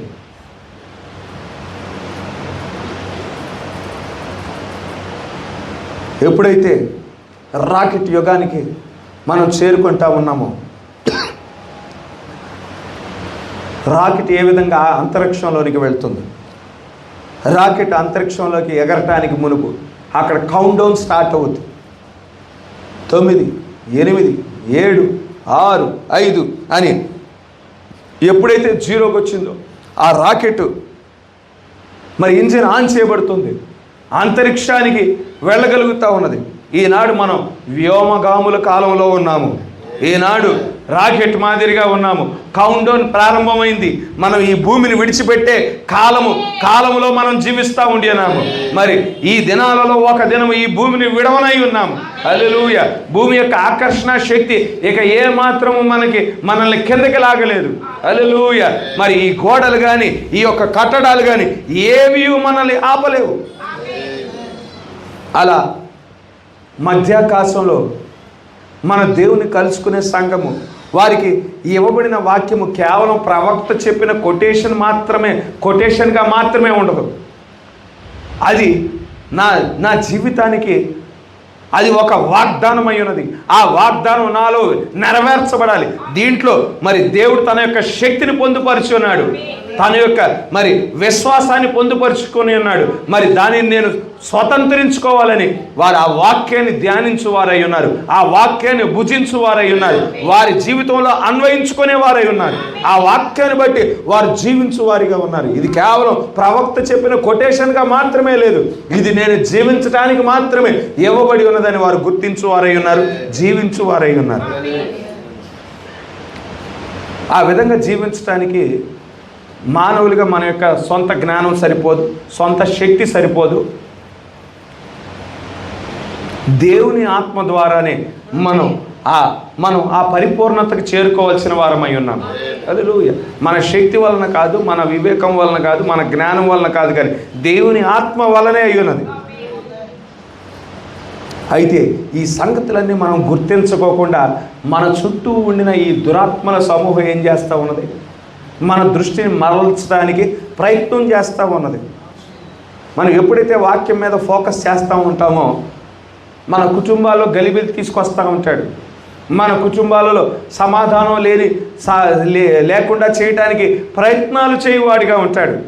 ఈ సంగతులు ఎప్పుడైతే మనం ప్రార్థన చేయించుండగా, ఎప్పుడైతే ఉపవాసం ఉండి మరి ప్రభువా నేను ఆత్మీయంగా ఎదగాలి అని ప్రార్థన చేసినప్పుడు సాతాను ఏం చేస్తూ ఉంటాడు? మన దృష్టిని మరల్చడానికి, మన వాక్యాన్ని ధ్యానించున్నప్పుడు మన దృష్టిని మరల్చడానికి వాడు ప్రయత్నాలు చేయవాడిగా ఉండేనాడు.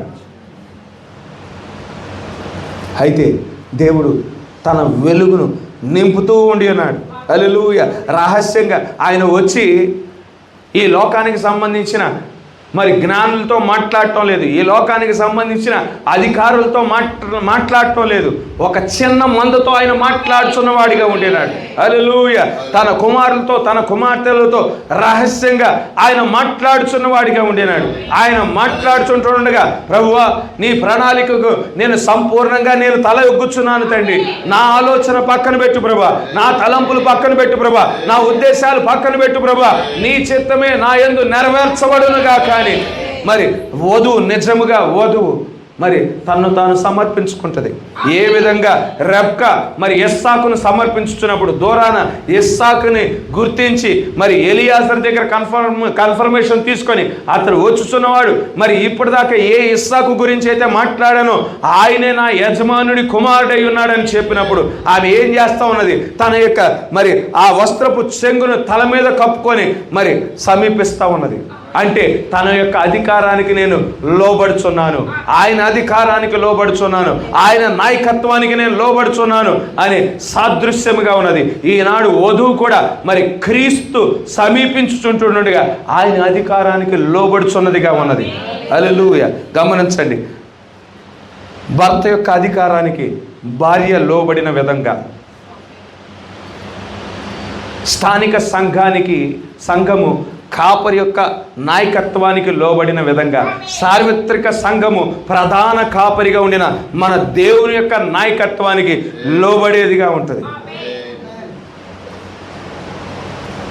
గమనించండి, సాతానుడు ఒక దేవుని కార్యము సాతాను యొక్క కార్యము ప్యారలల్గా నడుస్తూ ఉంటాయి.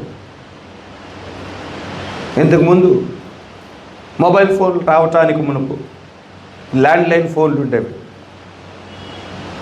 పాటలు వినాలంటే పెద్ద పెద్ద టేప్ రికార్డులు కొనాల్సి వస్తుంది. ఫోటోలు దిగాలంటే ఫోటోగ్రాఫర్ని పిలిపించుకోవాలి, ఫోటోలు తీయించుకోవాలి, డబ్బులు ఖర్చాలి. కెమెరాలు కూడా అందుబాటులో లేవు. ఇప్పుడు పరిశోధన ద్వారా, శాస్త్రవేత్తలు పరిశోధన ద్వారా ఫోన్ చేతిలోకి వచ్చేసింది, జేబులో పెట్టుకునే పరిస్థితి వచ్చేసింది. పాటలు వినటానికి పెద్ద పెద్ద టేప్ రికార్డులు కొనాల్సిన అవసరం లేదు, ఫోన్లోనే పాటలు వినగలిగే పరిస్థితి.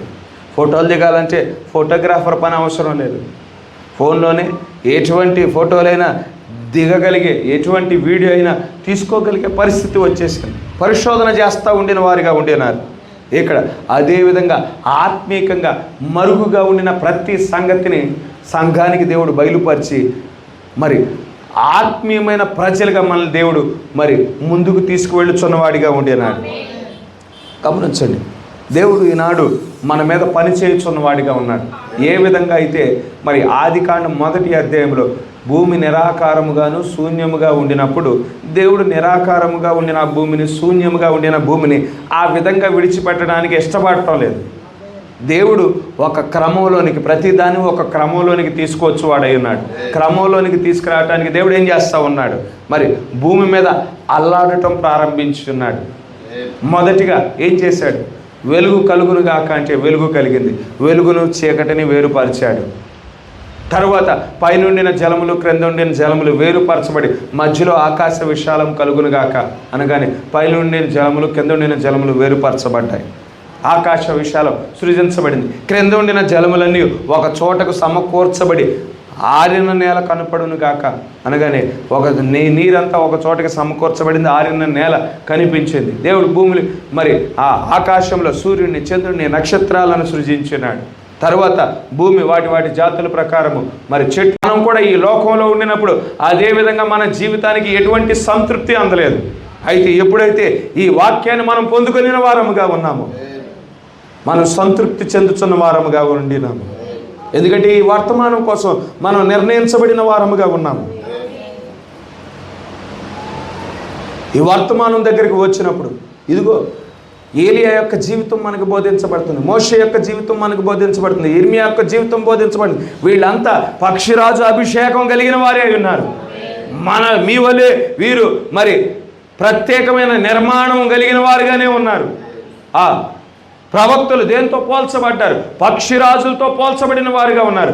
ఈనాడు మనం మరి ఏ అభిషేకాన్ని కలిగిన వారముగా ఉన్నాం? పక్షిరాజు అభిషేకాన్ని కలిగిన వారముగా ఉండినాం. హల్లెలూయా. మీరు ప్రత్యేకమైన నిర్మాణంగా ఉండి ఉన్నారు. మనలో లేనిది దేవుడు చెప్పటం లేదు. జగత్ పునాది వేయబడటానికి మునుపు దేవుడు మనలో ఏ సమర్థత అయితే పెట్టి ఉన్నాడో ఆ సమర్థతను బయటికి తీసుకువచ్చుతున్నవాడిగా ఉండినాడు. హల్లెలూయా. మనం బలమైన ఆహారం తినటానికి నియమించబడిన వారమైనాము. దేవుడు బలమైన ఆహారం తినటానికి నియమించబడ్డావు అని బలమైన ఆహారాన్ని ఇస్తున్నవాడిగా ఉండినాడు. గమనించండి, ప్రవక్త 1946 సంవత్సరంలో ఆయన గుహలో ప్రార్థన చేస్తుండగా నిబంధన దూత ఆయన దగ్గరికి వచ్చింది, ఆయనతో మాట్లాడుతూ ఉంటున్నాడు. నీవు ప్రజల కొరకు ప్రార్థన చేయడానికి నీవు నియమించబడిన వాడవై ఉన్నావు. రోగుల కొరకు, వ్యాధిగ్రస్తుల కొరకు నీవు నియమించబడ్డావు.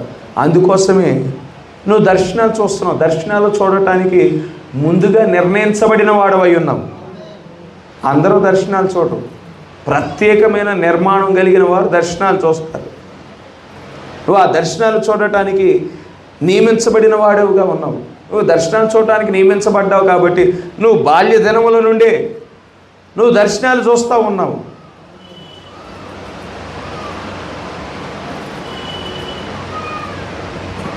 దేనికోసం నియమించబడి ఉన్నాడు? నిబంధన దూత చెప్తా ఉన్నాడు. ఇదిగో పాత నిబంధనలో ఎలియాజరు ఉన్నాడు. ఇస్సాకు కొరకు భార్యను తీసుకురావటానికి గాను మరి ఆ యొక్క బాధ్యత ఇవ్వబడినది అబ్రహాము ద్వారా. ఎలియాజరు నాహోరు పట్టణం నుండి మరి ఇస్సాకు కొరకు ఆ వధువుతో మాట్లాడి బయటికి తీసుకురావాల్సిన వాడై ఉన్నాడు. కానాను దేశానికి నడిపించవలసిన వాడై ఉన్నాడు. ఇస్సాకు ఇచ్చిన ఆ పెండ్లి వస్త్రాన్ని, ఆ బహుమతులను మరి రెబ్కాకు ఇవ్వవలసిన వాడై ఉన్నాడు. అక్కడ ఎలియాజరు యొక్క పరిచర్య ఏ విధంగా ఉన్నదో నీ పరిచర్య కూడా అదే విధంగా ఉండునని నిబంధన దూత చెప్పి ఉన్నాడు. ప్రధానమైన మరి పనివాడు ఏ విధంగా బోయాజు కాలంలో ఉన్నాడు. బోయాజు యొక్క మరి పొలంలో అనేక మంది పనివారు ఉన్నారు. ఆ పనివారి అందరి సంగతులు చూడటానికి గాను వారి యొక్క మరి ఆ రోజు కూలీలే కానీ ఎంతమంది వచ్చారు, ఎంతమంది పని చేశారు, ఎన్ని గంటలు పని చేశారు, ఇవన్నీ చూసుకోవటానికి ఒక ప్రధానమైన పనివాడు నియమించబడ్డాడు బోయాజు ద్వారా. కోతకాలములో ఏ విధంగా మరి ఆ ప్రధానమైన పనివాడు ఏ విధంగా నియమించబడ్డాడు, నీకు కూడా అదే బాధ్యత ఇవ్వబడి ఉన్నది. ఆ ప్రధానమైన పనివాడు రూతును బోయాజుకు పరిచయం చేయటం మనం చూడగలుగుతూ ఉండేనాము. అదే బాధ్యత నీకు ఇవ్వబడి ఉన్నదని అక్కడ నిబంధన దూత ప్రవక్తతో చెప్తా ఉంటున్నాడు. జగత్ పునాది వేయబడటానికి మునుపు ఏ కార్యము కోసమైతే ప్రవక్త నియమించబడ్డాడో ఆ కార్యాన్ని వాక్యములో చూపించడం మనం చూస్తూ ఉండేనాము. అదేవిధంగా జగత్ పునాది వేయబడటానికి మునుపు మనం దేనికోసం మనం నియమించబడ్డాం, ఏ కాలం కోసం నియమించబడ్డాం, ఈనాడు దేవుడు మనకు చూపిస్తూ ఉండేనాడు. మనలో లేని కార్యాన్ని దేవుడు చూపించడం లేదు, కానీ మనలో నియమించబడిన దేవుడు నియమించిన కార్యాన్నే దేవుడు మనల్ని చూపిస్తూ ఉండేనాడు.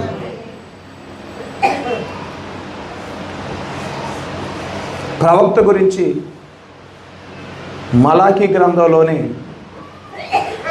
2800 సంవత్సరాల క్రితమే మలాకీ గ్రంథంలో రాయబడి ఉన్నది. ఈ కాలపు వర్తమానికుని గురించి మలాకీ గ్రంథంలో రాయబడి ఉన్నది. ఏ విధంగా కన్యకైన మరియ గురించి రాయబడిందో, దేవుడు జరిగించే కార్యాలు ప్రవక్త ద్వారా ముందుగానే ప్రవచింపజేస్తాడు. దేవుని యొక్క మొదటి రాకడలో ఆయన భూమి మీదకి రావటానికి మునుపు, ఆయన కంటే ముందు పరిచర్యలోకి బాప్తిసమిచ్చు యోహాను రావాల్సిన వాడై ఉన్నాడు. ఆయన వచ్చి యేసుక్రీస్తు యొక్క మార్గాన్ని సరళపరచవలసిన వాడై ఉన్నాడు. ఈ కాలంలో మనుష్య కుమారుడు ఆయన బయలుపరచబడటానికి మునుపు మార్గాన్ని సిద్ధపరచడానికి గాను ప్రవక్త ముందుగానే రావాల్సిన వాడై ఉన్నాడు. ప్రవక్త భూమి మీద ఉండాల్సిన వాడై ఉన్నాడు. అప్పుడే ఆయన బలిష్ఠుడైన దూతగా దిగి వస్తాడు. అప్పుడే సంఘానికి ఆయన మరి తెరవబడిన పుస్తకాన్ని ఇచ్చువాడై ఉన్నాడు. మొదటి రాకడలో ఏ విధంగా అయితే బాప్తిసమిచ్చు యోహాను అదే దినాల్లో పరిచర్య చేయవలసిన వాడై ఉన్నాడు, లోకానికి మరి యేసుక్రీస్తును పరిచయం చేయవలసిన వాడిగా ఉన్నాడు. ఈ కాలంలో మనుష్య కుమారుని పరిచర్యను మరి పరిచయం చేయవలసిన వాడు, వివరించవలసిన వాడు, ముందుగా రావాల్సిన వాడై ఉన్నాడు.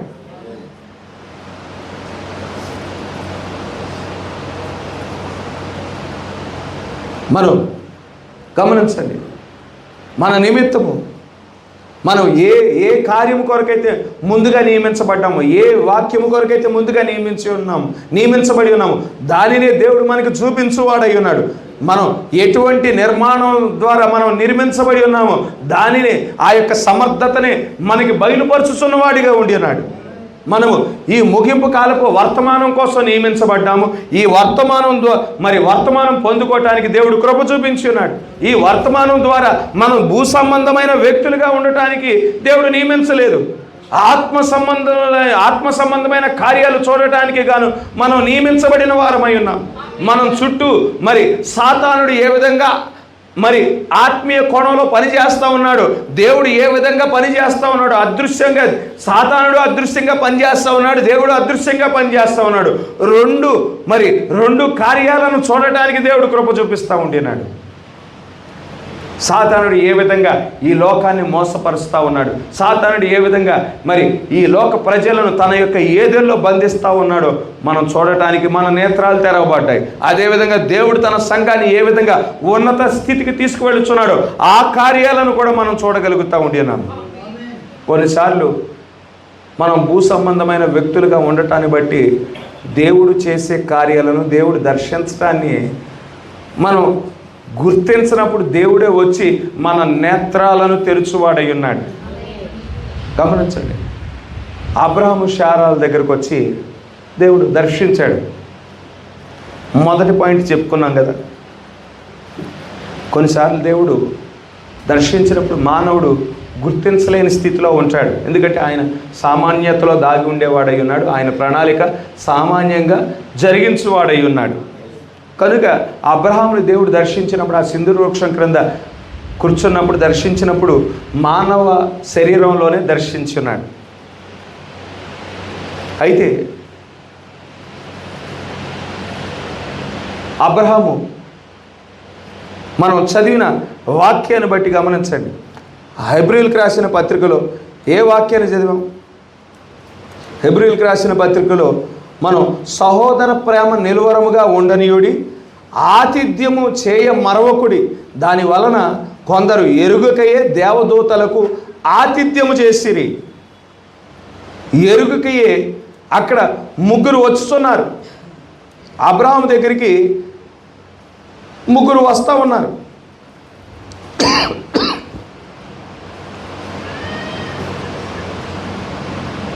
అబ్రహాం దగ్గరికి అక్కడ ముగ్గురు వస్తూ ఉన్నారు. ప్రారంభంలో గమనించండి, ఆయన ఎరుగకయ్యే ఆతిథ్యం కోసం ఆయన గుడారం దగ్గరికి ఆహ్వానించి ఉంటాడు అబ్రహాం. పూర్తిగా కన్ఫర్మేషన్ లేదు. అయితే ఎప్పుడు పూర్తి నిశ్చయత ఉన్నది అంటే అబ్రహామా శారాయి ఎక్కడ అనినప్పుడు అబ్రహాంకి పూర్తిగా కన్ఫర్మేషన్ వచ్చింది. ఎందుకంటే దేవుడే అబ్రహాముగా ఉండిన వ్యక్తిని అబ్రహాముగా పిలిచాడు. శారాయిగా ఉండిన మరి ఆ పేరును మార్చి శారాగా మార్చాడు. ఇక నీవు అబ్రహాముగా పిలువబడవు, కానీ ఇక నుండి నువ్వు అబ్రహాముగా పిలువబడతా ఉన్నావు. శారాయిగా నీవు పిలువబడవు, కానీ శారాగా పిలువబడుతుంది నీ భార్య అని అబ్రహాముకి దేవుడు బయలుపరిచి ఉన్నాడు. ఎరుగకయే ఆతిథ్యం ఇచ్చుంటాడు. తర్వాత ఎప్పుడైతే అబ్రహామా అని దేవుడు పిలిచాడో, శారా అని పిలిచి ఉన్నాడో, దేవుడే కదా మా పేర్లను మార్చి ఉన్నది. ఈ సంగతి ఎవరికి తెలియదు, దేవుడికి మాత్రమే తెలుసు. ఇంతకాలం ఈ 25 సంవత్సరాలుగా నన్ను వెంబడించుచున్నవాడు ఈయనే అయి ఉన్నాడు, నాకు వాగ్దానం ఇచ్చిన వాడు ఈయనే అయి ఉన్నాడు, నా వాగ్దానం నెరవేర్చువాడు కూడా ఈయనే అయి ఉన్నాడని అబ్రహాము ఇక దృఢ నిశ్చయతతో ఉండి ఉండొచ్చు, దృఢ నిశ్చయత కలిగి ఉండొచ్చు. ఇక్కడ గమనించండి, అబ్రాముగా ఉండిన పేరు అబ్రహాముగా హా అనే అక్షరం మరి యాడ్ చేయబడి ఉన్నది. శారాయిగా ఉండిన వ్యక్తి శారాగా మార్చబడింది. అక్కడ కూడా హా అనే అక్షరం యాడ్ చేయబడింది వారి యొక్క పేర్లకి. హా అనే అక్షరం, హెచ్ అనే అక్షరం మనం హెబ్రీ లెటర్లో మనం చూసినట్లయితే హా అంటే దేవుని యొక్క ఊపిరి అని అర్థం. వారికి దేవుని యొక్క ఊపిరి లేదంటే దేవుని యొక్క జీవం అయి ఉన్నది. వారు ఎవరి ద్వారా బలం పొందుకొని ఉన్నారు, వారు ఎవరి ద్వారా వారి దేహాలు మార్చబడనై ఉన్నాయంటే దేవుని యొక్క జీవం ద్వారా వారి దేహాలు మార్చబడనై ఉన్నాయి. వారు యవ్వనులుగా వారు మార్చబడనై ఉన్నారని సాదృశ్యముగా వారి పేర్లు అబ్రహాముగా మార్చబడింది, శారాగా మార్చబడటం మనం చూడగలుగుతూ ఉండేనాం. శారాయి అక్కడ వచ్చిన వాడు దేవుడు కనుక శారాయి ఎక్కడుంటుందో తెలుసు. ఆయన వెనకాల ఆయన గుడారం ఉన్నది. మరి ఎదురు అబ్రహాం కూర్చున్నాడు. శారాయి ఎక్కడ అన్నప్పుడు వెనకాల గుడారంలో ఉందని ఆయనకి తెలుసు. అయితే మళ్ళా జీవకాలంలో నేను నిన్ను దర్శిస్తాను, నీ భార్య అయిన శారా నీకు నీ గర్భం దాల్చును, నీ కుమారుని కనును అని చెప్పటం మనం చూడగలుగుతూ ఉండినాము. శారాలో ఇంకా అపనమ్మకం పోలేదు, శారాలో ఇంకా అవిశ్వాసం పోలేదు.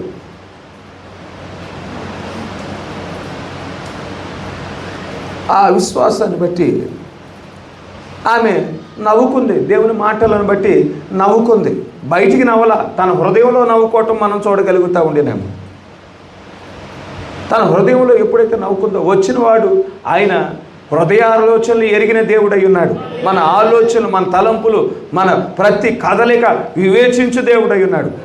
ఆమె మరి తన హృదయంలో నవ్వుకొనినా కానీ అక్కడ ఎప్పుడైతే శారా నవ్వనేలాడినప్పుడు ఒక్కసారిగా ఆమెలో మరి కంగారు పుట్టుకురావటం, భయం పుట్టుకురావటం మనం చూడగలుగుతూ ఉంటున్నాం. ఎందుకంటే మానవుడు ఈ కార్యాన్ని చేయలేడు, కానీ ఏ దేవుణ్ణైతే నా యొక్క పెనిమిటి ఎన్నాళ్ళుగా వెంబడించుచున్నాడో ఆయనే ఈయనై ఉంటాడు. ఆమె యొక్క అవిశ్వాసాన్ని తొలగించడానికి ఆమెను దర్శించిన వాడిగా ఉండినాడు. అబ్రాహాం పరిపూర్ణమైన విశ్వాసాన్ని కలిగి ఉన్నాడు. అదే విశ్వాసానికి సంబంధించిన స్టాండర్డ్కి శారా కూడా రావాల్సిన అవసరత ఉన్నది. ఇప్పుడు చేసే కార్యము పూర్తిగా దేవుని యొక్క శక్తి మీద ఆధారపడి జరిగే కార్యమై ఉన్నది. 13 సంవత్సరాల క్రితం ఇష్మాయేలును అబ్రహాం కని ఉన్నాడు. అయితే అబ్రహాం యొక్క శక్తిని బట్టి, అబ్రహాం యొక్క సామర్థ్యతను బట్టి ఇష్మాయేలు పొందుకొని ఉన్నాడు. అయితే ఇష్మాయేలు వాగ్దానంలో భాగం కాదు, ఇష్మాయేలు వాగ్దాన సంతానం కాదు. అయితే ఇప్పుడు పూర్తిగా నీ బలం కూడా కోల్పోయిన వాడవుగా ఉన్నావు. శారా కూడా గర్భం ఉడిగిపోయింది, స్త్రీ ధర్మం ఆగిపోయింది, పూర్తిగా మృతతుల్యం అయిపోయాయి శరీరాలు, వారి ఇరువురు శరీరాలు. మరలా తిరిగి ఆ యొక్క దేవుని యొక్క శక్తిని పొందుకోవాలంటే, దేవుని యొక్క మరి ఆ జీవాన్ని పొందుకోవాలంటే పరిపూర్ణంగా దేవుని పట్ల విశ్వాసం కలిగి ఉండవలసిన వారై ఉన్నారు. ఆ శారాలో ఉండిన అవిశ్వాసాన్ని తొలగించడానికి దేవుడే స్వయంగా దిగి వచ్చి ఉన్నాడు. ఆయన వచ్చినప్పుడు ఆయనలో ఉండిన ఆ యొక్క ఆయనలో ఉండిన గుణలక్షణం ఏంటంటే ఆయన సామాన్యతలో దాగి ఉండే దేవుడై ఉన్నాడు. ప్రకాశమానంగా ఆయన దిగి రాలేదు. ఆయన మరి గొప్ప వెలుగుతో ఆయన దిగి రాలేదు.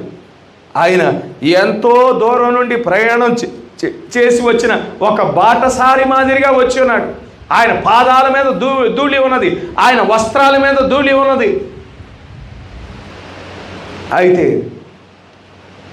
వ్యక్తిగతంగా ఆయన సామాన్యతలో దిగి వచ్చి వ్యక్తిగతంగా దేవుడు మాట్లాడువాడై ఉన్నాడు. తనను తాను రుజువు చేసుకుని వాడై ఉన్నాడు. హృదయ రహస్యాలను బయలుపరచుట ద్వారా, అద్భుతాలు చేయుట ద్వారా, సూచక్రియలు జరిగించుట ద్వారా తనను తాను బయలుపరుచుకొని ఉన్నాడు. అక్కడ శారాను దర్శించాడు, అబ్రహాము దర్శించాడు. వారిలో ఉండిన అపనమ్మకాన్ని తీసివేసి ఉన్నాడు. పరిపూర్ణమైన విశ్వాసాన్ని పొందుకున్నట్లు దేవుడు కృప చూపించిన వాడిగా ఉండినాడు. ఈనాడు మరి అదే విధంగా వధువు యొద్దకు దేవుడు దిగి వచ్చిన వాడిగా ఉన్నాడు. ఏ దేవుడైతే అబ్రహాము దగ్గరికి వచ్చాడో, శారా దగ్గరికి వచ్చాడో, అదే దేవుడు ఈనాడు మన మధ్యన నిలబడిన వాడిగా ఉండినాడు. మన హృదయ రహస్యాలను బయలుపరుచుచున్న వాడిగా ఉండినాడు. మన ఆత్మీయమైన జీవితంలో ఎక్కడ లోటుపాట్లు ఉన్నాయో ఎత్తి చూపుచున్నవాడిగా ఉండినాడు. హల్లెలూయా. మన హృదయాలు తాకుచున్నవాడిగా ఉన్నాడు. మన అపనమ్మకాన్ని తొలగించుచున్నవాడిగా ఉన్నాడు. మన అవిశ్వాసాన్ని తొలగించుచున్నవాడిగా ఉండినాడు. హల్లెలూయా. ఆయన సామాన్యంగా మన మధ్యన నిలబడిన వాడిగా ఉండినాడు. హల్లెలూయా. కానీ మనలో ఉండిన అవిశ్వాసాన్ని తొలగించుతున్న వాడిగా ఉన్నాడు. ఆత్మీయంగా మన చుట్టూ ఏ సంగతులు జరుగుతూ ఉన్నాయో ఆ సంగతులను మనకి బయలుపరుచుతున్నాడు. మన విశ్వాసాన్ని బలపరుచుతున్నాడు. మనల్ని పరిపూర్ణతలోకి నడిపించుతున్న వాడిగా ఉన్నాడు. మన ఎదురుగా ఉండిన ప్రతి అడ్డంకిని తొలగించుతున్న వాడిగా ఉన్నాడు. విశ్వాసానికి ఏదైతే అడ్డంకిగా ఉన్నాయో ఆ ఆత్మీయమైన కోణాలను దేవుడు మనకి బయలుపరిచి ఆ సంగతులను చూపించి ఈనాడు మనం ఏ వాగ్దానాన్ని స్వతంత్రించుకోవాలో ఆ వాగ్దానం మనం స్వతంత్రించుకోవటానికి దేవుడు కృప చూపించుచుంటుండగా మరి మనకి ఇవ్వబడిన ఆ వాగ్దానం, మనకి ఇవ్వబడిన దేనికోసమైతే మనం నియమించబడ్డామో ఆ వాక్యాన్ని మనం స్వతంత్రించుకొని, ఆ వాక్యాన్ని బుద్ధించుకొని మనం పరిపూర్ణమైన విశ్వాసాన్ని పొందుకొని, పరిపూర్ణమైన మరి మానవ స్వరూపాన్ని పొందుకొని మనం సిద్ధపడి ఉండటానికి దేవుడు కృప చూపించునుగాక. దేవుడి చిన్న మాటలు దీవించునుగాక.